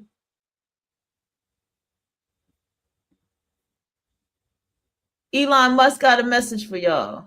It is 2025 now. The ones who did not respond to that email. If you're not wearing glasses that you can immediately turn into sunglasses whenever you want. And based on many things in the border, but also based on balancing budgets and getting our country back into shape. And this is a big part of it. So Elon, if you could get up and explain where you are, how you're doing, and how much we're successful guy. He's really working so hard, and he's got businesses to run. And in many ways, I say, how do you do this? And, he's sacrificing a lot and getting a lot of praise, I'll tell you. But he's also getting hit, and we would expect that, and that's the way it works. So I'd like to have Elon Musk please say a few words. Thank you, Elon. Thank you, Mr. President. I actually just call myself a humble tech support here because this is actually, as crazy as it sounds, that is almost a literal description of the work that the Doge team is doing, is helping fix the government computer systems. Many of these systems are extremely old. They don't communicate. There are a lot of mistakes in the systems. The software doesn't work. So we are actually tech support. It's ironic, but it's true. The overall goal here with the Doge team is to help address the enormous deficit. We simply cannot sustain as a country $2 trillion deficits. The interest rates, just the interest on the national debt now exceeds the Defense Department spending. We spend a lot on the Defense Department, but we're spending like over $1 trillion on interest. If this continues, the country will become de facto bankrupt. It's not an optional thing, it is an essential thing. That's the reason I'm here. And taking a lot of flack, and getting a lot of death threats, by the way. I mean, I'm like, stack them up, But if we don't do this, America will go bankrupt. That's why it has to be done. And I'm confident at this point, knock on wood, knock on my wooden head, there's got a lot of wood up there, that we can actually find $1 trillion in savings. That would be roughly 15% of the $7 trillion budget. And obviously that can only be done with the support of everyone in this room. And I'd like to thank everyone for your support. Thank you very much. This can only be done with your support. So it's really, Doge is a support function for the president and for the agencies and departments to help achieve those. Somebody said 45, 47 is fucking MAGA's IQ level. Savings, and to effectively find 15% in reduction in fraud and waste. And we bring the receipts. So people say like, well, is this real? Just go to doge.gov. We line item by line item, we specify each item. So, and I should say, we will make mistakes. We won't be perfect, but when we make a mistake, we'll fix it very quickly. So for example, with USAID, one of the things we accidentally canceled very briefly was Ebola prevention. I think we all want Ebola prevention. So we restored the Ebola prevention immediately, and there was no interruption. But we do need to move quickly if we're to achieve a $1 trillion deficit reduction in financial year 2026. It requires saving $4 billion per day, every day, from now through the end of September. But we can do it, and we will do it. Thank you. Would you have any questions of Elon while we're on the subject of those? Because we'll finish off with that. And if you would have any questions, please, we'll finish off with that. And if you would have any questions, please ask. You could ask me or Elon. Go ahead, please. Thank you, Mr. President. Thank you, Mr. Musk. I just wanted to ask you that President Trump put out a Truth Social today saying that everybody in the cabinet was happy with you. I just wondered if you had heard otherwise, and if so, what are you doing to address those any dissatisfaction? Let the cabinet speak just for a second. Is anybody unhappy with Elon? If you are, well, throw them out of here.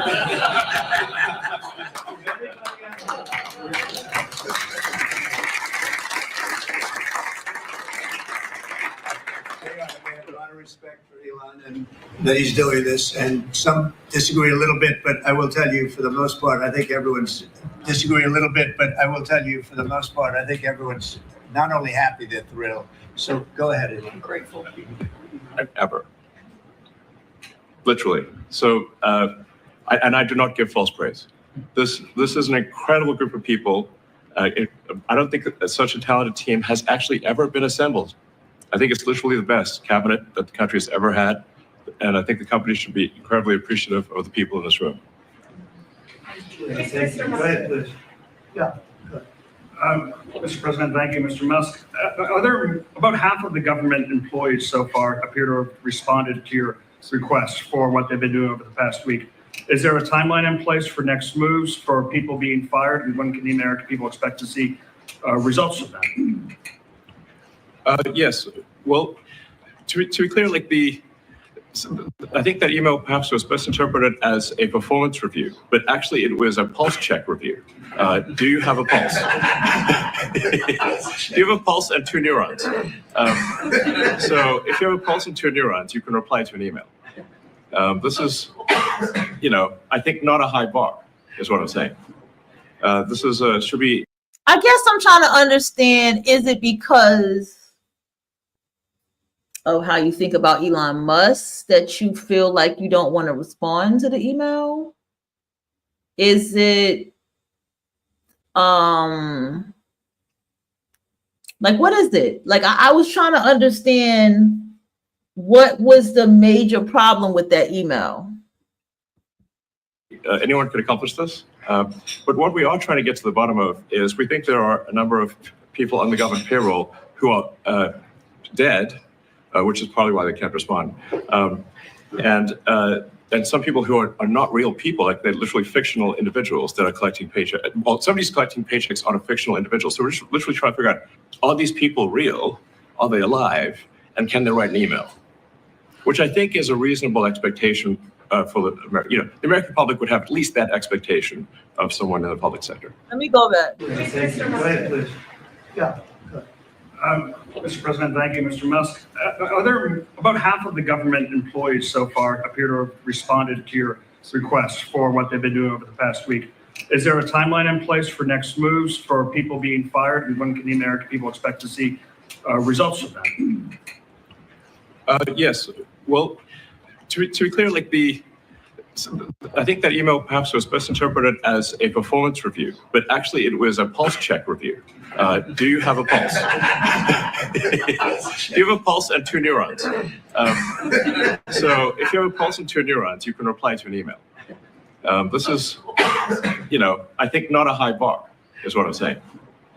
This is should be anyone could accomplish this. But what we are trying to get to the bottom of is we think there are a number of people on the government payroll who are dead, which is probably why they can't respond. And some people who are not real people, like they're literally fictional individuals that are collecting paychecks. Well, somebody's collecting paychecks on a fictional individual. So we're just literally trying to figure out, are these people real? Are they alive? And can they write an email? Which I think is a reasonable expectation for the American public would have at least that expectation of someone in the public sector. Mr. Musk, roughly 1 million employees. It's not a high bar, guys. Come on. Roughly 1 million employees have responded so far to this email. Does that mean that the remaining 1 million or so federal employees now risk being terminated? And is it your understanding and expectation when you post a directive on X that the cabinet secretaries will follow that order? Because several agencies have instructed employees that this is voluntary or not to respond. Yeah, well, I mean, so I guess it was like last week, the president encouraged me via Truth Social and also via phone call to be more aggressive. And I was like, okay, yes, sir, Mr. President, we will indeed do that. The president is a command asks. And I said, can we send out an email to everyone just saying, what did you get done last week? And the president said yes, so it did that. We got a partial response. We're going to send another email. But our goal is not to be capricious or unfair. We want to give people every opportunity to send an email. And the email could simply be, what I'm working on is too sensitive or classified to describe. Like literally just, that would be sufficient. I think this is just common sense. And what is your target number for how many workers, employees you're looking to cut total? We wish to keep everyone who is doing a job that is essential and doing that job well. But if the job is not essential or they're not doing the job well, they obviously should not be on the public payroll. I'd like to add, wait. I'd like to add that those million people that haven't responded, though, Elon, they are on the bubble. I wouldn't say that we're thrilled about it. They haven't responded. Now, maybe they don't exist. Maybe we're paying people. Now, maybe they don't exist. Maybe we're paying people that don't exist. Don't forget, we just got here. This group just got here.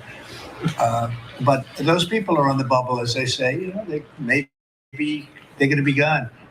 Maybe they're not around. Maybe they have other jobs. Maybe they moved and they're not where they're supposed to be. A lot of things could have happened. I wouldn't say that Biden ran a very tight administration. They spent money like nobody's ever spent money before, wasted money. The Green New scam, all of the different things they spent money on. And you've seen that. We've seen that with some of the things that I read in speeches. I read them and people can't believe when I read them. 20 million here, 30 million here for, a little educational cost on something. Circumcision, right? Circumcision. $20 million to inform the people of such and such a country on other things and other things other than that.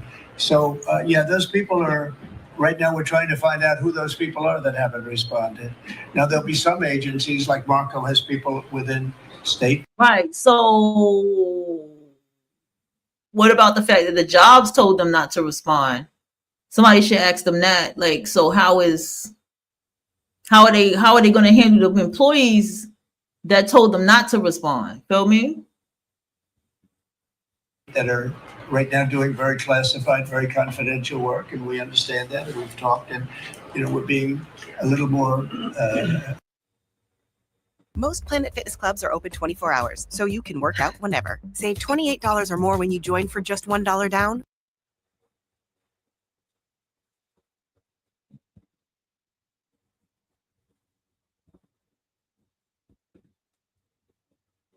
So, Elon, if you could get up and explain where you are, how you're doing, and how much we're cutting. And it's an honor to have you. He's been a tremendously successful guy. He's really working so hard, and he's got businesses to run. And in many ways, they say, how do you do this? And, he's sacrificing a lot and getting a lot of praise, I'll tell you. But he's also getting hit. And we would expect that. And that's the way it works. So I'd like to have Elon Musk please say a few words. Okay, thank you, Elon. Thank you, Mr. President.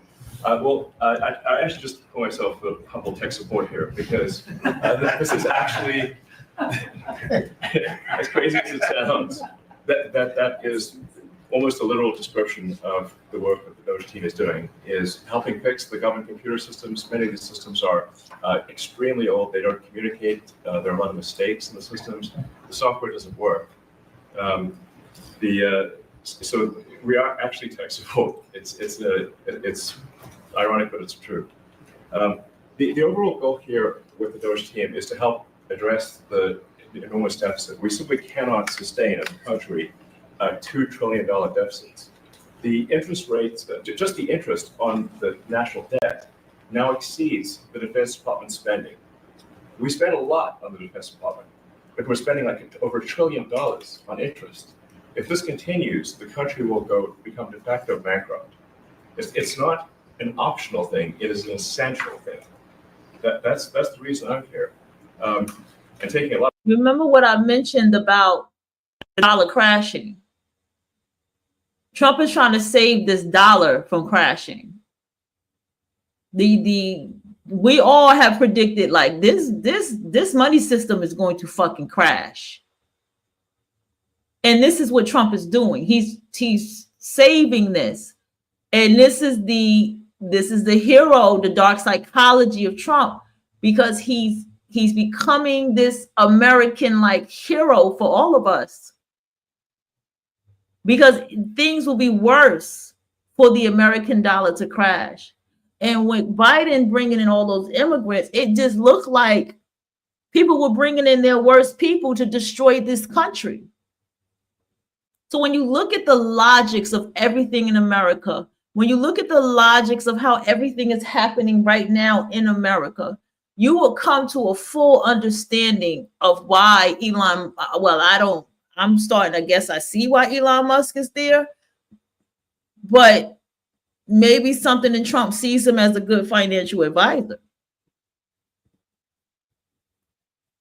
A lot of flack and getting a lot of death threats, by the way. They're gonna like stuck him up, you know. But if we don't do this, America will go bankrupt. That's why it has to be done. I'm confident at this point, knock on wood, you know, knock on my wooden head. It's got a lot of wood up there. That we can actually find $1 trillion in savings. That would be roughly 15% of the $7 trillion budget. And obviously that can only be done with the support of everyone in this room. And I'd like to thank everyone for your support. Thank you very much. This can only be done with your support. So it's really, Doge is a support function for the president and for the agencies and departments to help achieve those savings and to effectively find 15%. All right, I'm going to listen to somebody else. Reduction in fraud and waste. And we bring the receipts. So people say like, well, is this real? Just go to doge.gov. We line item by line item, we specify each item. So, I should say, we'll also. I'm going to share this tab instead. Which has been around for many years, had investment of $1 million into projects in America. And those projects were often suspect. They didn't really work out. There wasn't any oversight of it. And so for $1 million investment, you got a visa and then you came into the country and ended up with a green card.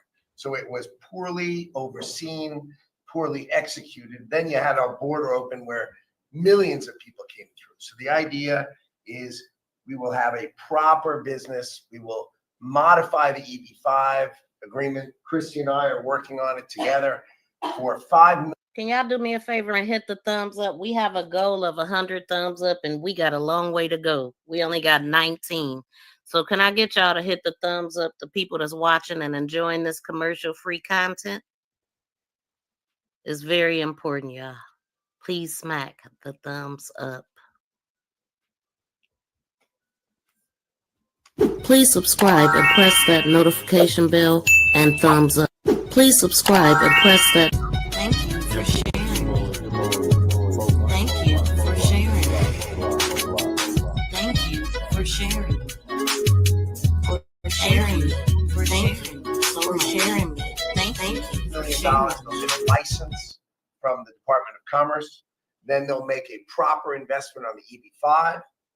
Right. And we think Scott and I will design the EB-5 investment model because Scott and I are the best people together to do that. So this is joint This is exactly the Trump administration. We all work together. We work it out to be the best. And if we sell, just remember, 200,000. There's a line for EB5 of 250,000 right now. 200,000 of these gold green cards is $1 trillion to pay down our debt. And that's why the president is doing it, because we are going to balance this budget and we are going to pay off the debt under President Trump. And to qualify, do you have to promise and make commitments to create a certain number of jobs? No. No, because not all these people are going to be job builders. There'll be successful people, or there'll be people that were hired from colleges, like sort of like paying an athlete a bonus. Apple or one of the companies will go out and they'll spend they'll buy 5 of them and they're going to get 5 people. Look, I've had the complaint from a lot of companies where they go out to hire people and they can't hire them out of colleges. And you know what they do? They go back to India, or they go back to the country where they came, and they open up a company and they become billionaires. And they're employing thousands and there are a lot of examples. There are some really big examples where they were forced out of the country. They graduated top in their class at a great school and they weren't able to stay. This is all the time you hear it. And the biggest complaint I get from companies, other than overregulation, which we took care of, but we're going to have to take care of it here because a lot of that was put back on by Biden. But the biggest complaint is the fact that they can't have any longevity with people. This way they have pretty much unlimited longevity. Also with the 5 million, that's a path to citizenship. So that's going to be, it's sort of a green card plus, and it's a path to citizenship. We're going to call it the gold card. And I think it's going to be very treasured. I think it's going to do very well. And we're going to start selling hopefully in about 2 weeks. Now, just so you understand, if we sell 1 million, right? 1 million, that's $5 trillion, 5 trillion. Howard was using a different number, but that's $5 trillion. If we sell 10 million, which is possible, 10 million highly productive people coming in, or people that we're going to make productive, they'll be young, but they're talented, like a talented athlete. That's $50 trillion. That means our debt is totally paid off, and we have $15 trillion above that. And now I don't know that we're going to sell that many. Maybe we won't sell many at all, but I think we're going to sell a lot, because I think there really is a thirst. No other country can do this because people don't want to go to other countries. They want to come here. Everybody wants to come here, especially since November 5th. They'll all be vetted, by the way. All these people will be vetted, okay? Be vetted. Well, I'm not going to make security guarantees beyond very much. We're going to have Europe do that because it's in, we're talking about Europe is their next door neighbor. But we're going to make sure everything goes well. And as you know, we'll be really partnering with Ukraine in terms of rare earth. We very much need rare earth. They have great rare earth. We'll be working with Secretary Burgum and with Chris. We'll be working on that together. And we're going to be able to have tremendous, this gives us, because we don't have that much of it here. We have some, but we don't have that much. We need a lot more to really propel us to the next level to lead in every way. We're leading right now with AI. We're leading with everything right now, but we need resources. We have to double our electric capacity. We have to do many things. We have to really triple, if you think of it, the electric capacity from what we have right now, if you can believe it. So I just say this. So the deal we're making gets us, it brings us great wealth. We get back the money that we've spent, and we hope that we're going to be able to settle this up. We want to settle it. We want to stop. I tell you what, I'm doing it for 2 reasons, but the number one reason by far is to watch all these people being killed. I see pictures every week from, I assume satellite pictures mostly, but there's some pictures on site of thousands of soldiers that are being killed. They're being decimated because equipment today, military equipment, is so powerful and so devastating. And number one, I want to see people stop. And they're not from here. They're from primarily 2 other countries. And then, by the way, let's talk about the Middle East. We got to solve that problem too. And that's come a long way. We're doing very well on that also. A lot of things are happening on that. But I'm watching soldiers being killed, Ukrainian and Russian soldiers being killed. My number one thing is to get that stopped. My number 2 thing is I don't want to have to pay any more money, because welcome, Spitfire. $350 billion without any chance of getting it back. Now we're going to be getting all of that money back plus a lot more. And we provided a great thing. We provided something very important, and we'll be working with Ukraine. And because we'll be taking that, we're going to be taking what we're entitled to take. Now, they spent $350 billion and Europe spent $100 billion. Now, does anybody really think that's fair? But then we find out a little while ago, not so long ago, a few months ago, I found out that the money they spent, they get back. But the money we spent, we don't get back. I said, well, we're going to get it back. And we'll be able to make a deal. And again, President Zelensky's coming to sign the deal. And it's a great thing. It's a great deal for Ukraine, too, because they get us over there. We're going to be working over there. We'll be on the land. And, in that way, there's sort of automatic security, because nobody's going to be messing around with our people when we're there. And so we'll be there in that way. But Europe will be watching it very closely. I know that UK has said and France has said that they volunteered to put so-called peacekeepers on the site, and I think that's a good thing. Mr. President, you have mentioned the high cost of eggs, and we've seen consumer confidence this week have a sharp drop from last month, the biggest dip in, I believe, 3 years. Why is that? Your assessment, why is that the case? Well, I think that consumer confidence, if you look at confidence in the nation, it had the biggest increase in the history of the chart. It went up 42 points in a period of like days after the election, since the election. So, I didn't even know they was going to talk about AIDS. I just happened to put that up there. so since the election, the confidence in our nation, including right track, wrong track, the first time it's ever happened where we were on the right track, because this country's been on the wrong track for a long time. So the confidence in business, confidence in the country has reached an all-time high.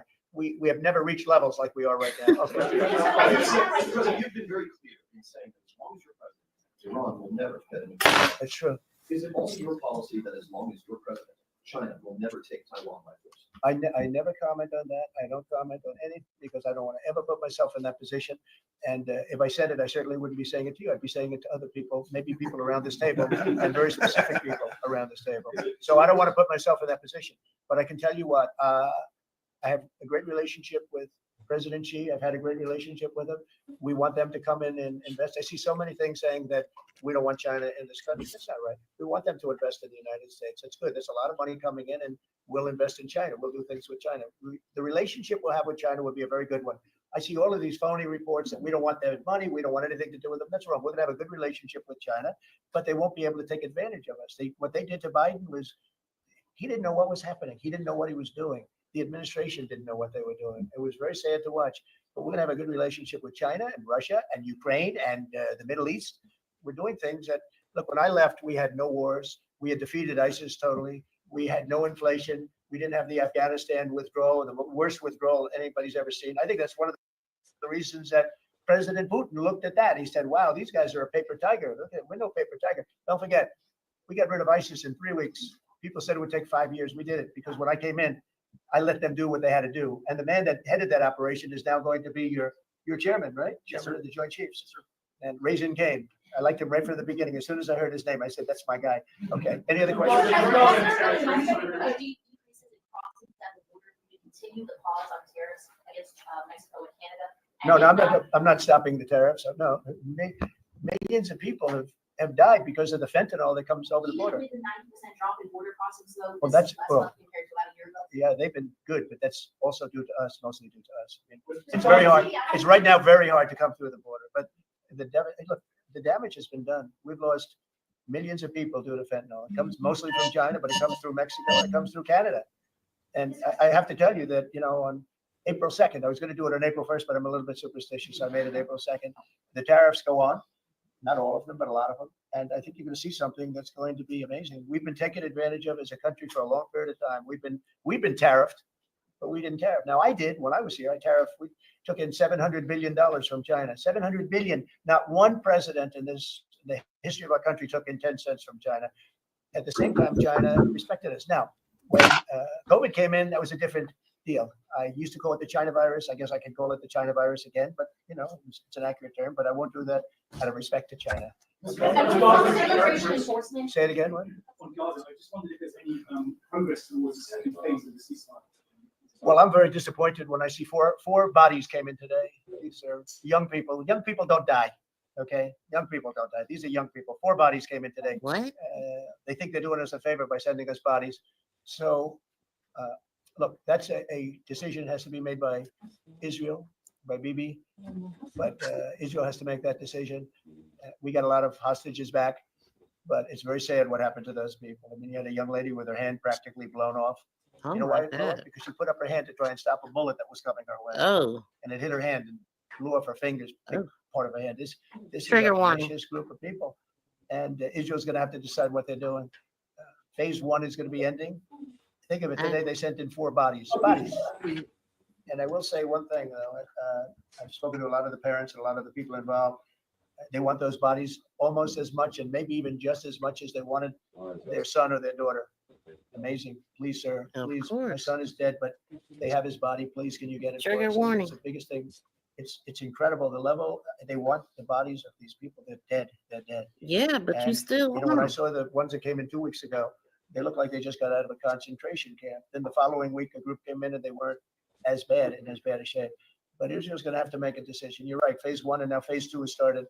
And today we got some, very, very. We knew they were dead. By the way, we knew that they were going to be bodies. Trigger warnings. Good Lord. But very sad situation. At some point, somebody's going to say, "We got to do something about this." We just talked about Afghanistan, about withdrawal. Have all the generals or command staff that were involved? He kind of seemed shocked that they wanted these unalive bodies. He didn't blew up the spot with that word, but yeah, of course, people want the bodies of their loved ones so they, lay them to rest properly and all that stuff. And yeah, they're just as loved, whether they're unalived or alive. Makes sense to me. I don't know if they can involved with withdrawal. Fire or leave the duty. Well, that's a great idea. It's fire. I'm not going to tell this man what to do, but I will say that if I had his place, I'd fire every single one of them. That's a very good question. Well, it's a question we thought a lot about. We're doing a complete review of every single aspect of what happened with the botched withdrawal of Afghanistan, and plan to have full accountability. It's one of the first things we announced at the Defense Department for that reason, sir. Certainly, General Raisin Kane, who's on his way in, was not a part of that. Instead, was a part of leading the effort against ISIS by untying the hands of warfighters and finishing the job properly, and then bringing our troops home. So we're taking a very different view, obviously, than the previous administration, and there will be full accountability. I don't see big promotions in that group, and I think they're going to be largely gone. I know the man on my left. I think they're going to be largely gone. That was a horrible display, and I've dealt with the parents and the family of 13 that were killed, but nobody ever talks about the 40 that were so badly hurt with the arms and the legs and the face and the whole thing, the missing arms and legs. It was so terrible. That's the way that crazy. was, and it should have been gone through Bagram. We have a big base with big fences that nobody can get in, and you have hundreds of acres Right. instead of a little local airport Every where the day. whole place went crazy. That was so badly handled, and I would think that most of those people are going to be gone. Say Biden back. So I'll tell you what has bothered me very much, very, very much.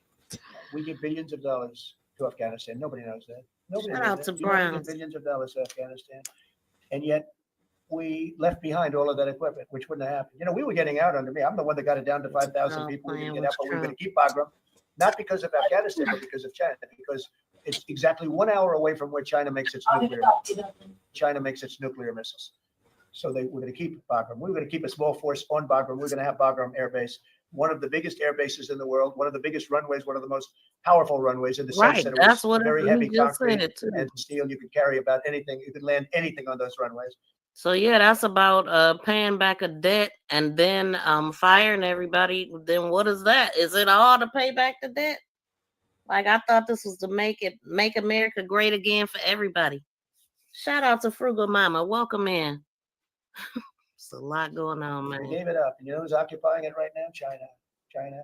Biden gave it up. So we're going to keep that, and we're going to have a withdrawal, and we're going to take our equipment. We're going to do it properly. We're going to do it we're going to In keep the it. last day. Well, they ran out. It was what happened there was, in fact, in all fairness to Putin, when he saw that, he said, well, this is our time to go into Ukraine, I guess, because the timing seemed to be about right. But we send them billions of dollars in aid, which nobody knows. If the American public knew that, they know it now. And if we're doing that, I think they should give our equipment back. And I told Pete to study that. But we left billions, tens of billions of dollars worth of equipment behind. Brand new trucks. You see them display it every year on their little roadway someplace where they have a road and they drive waving the flag and talking about America. Beautiful equipment that's the top of the line stuff. Brand new stuff. Now it's getting older. But you know what? We're going to pay them. I think we should get a lot of that equipment back. You know that Afghanistan is one of the biggest sellers of military equipment in the world. You know why? They're selling the equipment we left. Please We're smack first, they the were thumbs second to up, y'all. third. Can you believe it? They're selling 777,000 rifles, 70,000 armor-plated, Welcome many in, of them Angela. are armor-plated trucks and vehicles. 70,000. If you think of a used car lot, the biggest one in the country, if I would say, Thank you JD, for if the somebody had thumbs up. 500 cars, that would be a lot. This is 70,000 vehicles we had, and we left it for them. I think we should get it back. Spending bill that passed last night aims to cut $2 trillion. Right. Can you guarantee that Medicare, Medicaid, Social Security will not be touched? Yeah, I mean, I have said it so many times, you shouldn't be asking me that question. Okay, this will not be read my lips. It won't be read my lips anymore. We're not going to touch it. Now, we are going to look for fraud. I'm sure you're okay. Wait a minute now. Now that's what I'm saying. He did say that he wasn't gonna mess with Medicaid and Medicare, But then let's see what he say. With that, like people that shouldn't be on, people that are illegal aliens, and others, criminals in many cases. And that's with Social Security. We have a lot of people. You see that immediately when you see people that are 200 years old that are being sent checks for Social Security. Some of them are actually being sent checks. That's crazy. We're tracing that down. And I have a feeling that Pam is going to do a very good job with that. But you have a lot of fraud. But no, we're not doing anything. He said it again. They not doing anything with it. So, okay, Medicaid, Medicare. So that they gonna check for fraud. That's what he just said. People that shouldn't be on it. Social Security and all that. So, all right. That's good for the people that's on it. But I mean, I do feel like it should be a limit on it. You know, don't be on it forever. But I think they changed it where you gotta, it used to be something like you had to work some hours, certain amount of hours to be able to get the check. I don't know if they do that stuff now or how it works. Part of your mission has been, thank you, I'm sorry. Part of your mission has been to restore executive control over the executive branch. Is it your view of your authority that you have the power to call up any one of or all of the people seated at this table and issue orders that they're bound to follow? Oh, yeah, they'll follow the orders, yes. No exceptions. No exception. Well, let's see. Let me think. Oh, yeah. She'll have an exception. Of course, no exceptions. You know that. Mr. President, can you clarify the Canada-Mexico tariffs? So it put that 30-day pause. Yeah. You just referred to 25%. 25%. When does it go? April 2nd. April 2nd for Canada-Mexico. Correct. And for everything. Well, we have the fentanyl related is a pause. If they can prove to the president they've done an excellent job, that's what they first do in 30 days. But then the overall is April 2nd. So the big transaction is April 2nd. But the fentanyl related things, they're working hard on the border. At the end of that 30 days, they have to prove to the president that they've satisfied him to that regard. If they have, he'll give them a pause or he won't. That's That's up hard to to him. We'll see. satisfy. We lose 300,000 people a year to fentanyl. Not 100, not 95, not 60 like you read. You know, you've been reading it for years. We lost, in my opinion, over the last couple of years, on average, maybe close to 300,000 people dead. Trigger The families words. are ruined. You know, when they lose a daughter, when they lose a son, the families are not the same. They're never going to be the same. So you're talking about 1 million people. But when the daughters die, I see it. Trigger Daughters die, the words. sons die because of fentanyl. And in some cases, Trigger they don't even know words. they're taking it. They're buying something else and it's laced DEI, with fentanyl our and they end up children's dying. suffer. And I've known many people who've lost children to fentanyl and for other reasons, but to fentanyl, it's such a big killer. And those people are never the same people. I mean, I've seen people that for the rest of their lives, they're not the same people. They're so different. It's not even believable. Dynamic people, happy people they die a miserable death. And that's because Welcome of in, the crap Eula. that comes in through China and through Mexico and through Canada. A lot of it comes through Canada. Canada, look, we support Canada. $200 million a year in subsidies, one way or the other. We let them make millions of cars. We let them send us lumber. We don't need their lumber. We're going to free up our lumber. Lee's going to do the head of environmental. Which bill you talking about they just passed? The DEI? Is that what you're talking about? Spitfire? I see you got, they passed a bill and then here, no DEI. So is that what you're talking about there? I mean, and see, they started that for inclusion because of, you know, that it was a time in the world where it was a white fountain and a black one, and you couldn't sit here. You got to stand and give your seat to somebody. So it was a time when and it was baby steps getting there, but it was a time when they, of course, they wasn't hiring people that didn't look like them. So then they had to force it. That's when affirmative action came into play, right? And so that's very important. I mean, because people can be, they can exclude you if they want to now. They don't have to hire you. I mean, I don't agree with hiring. I think it's important to be diverse, but you should also qualify for the job. But basically, I guess they trying to say like, okay, it's a lot of educated Black folks.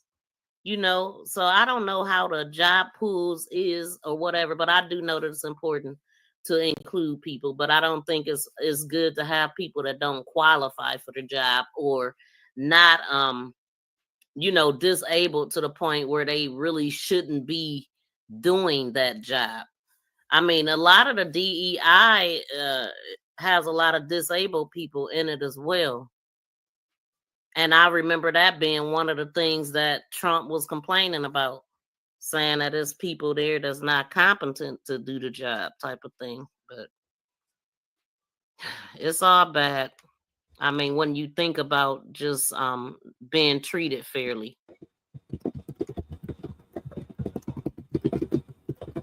It's crazy. We're going to free up our lumber. We have the best lumber there is. We don't need that lumber. What do we need that lumber for? When you look So at basically, if you got a job, I guess you better hang on to it, huh? I don't know. How bad will it get? They talking about more jobs being brought in, but it sounds like Apple, they're going to be on some high quality type stuff from what they were saying. Sound like it's going to be something like a school or something almost. Very interesting to see how all this is going to play out, though. we subsidize them $200 billion a year. Without us, Canada can't make it. You know, Canada relies on us 95%. We rely on them 4%. Big difference. And I say Canada should be our 51st state. There's no tariffs, no nothing. And I say that Canada strongly don't want to be a part of the U.S. They really don't. Their military protection. They have a very small military. They spend very little money on military. Or NATO, they're just about last in terms of payment, because they say, why should we spend on military? That's a tremendous cost. Most nations can't afford to even think about it. Why should we spend on military? The United States protects us. And I would say that's largely true. We protect Canada, but it's not fair. It's not fair that they're not paying their way. And if they had to pay their way, they couldn't exist. When I spoke to, let's call it the prime minister rather than the governor, but when I spoke to him, I said, why are we giving you $200 billion a year? He was unable to answer the question. I said, why are we letting you make millions of cars and send them in?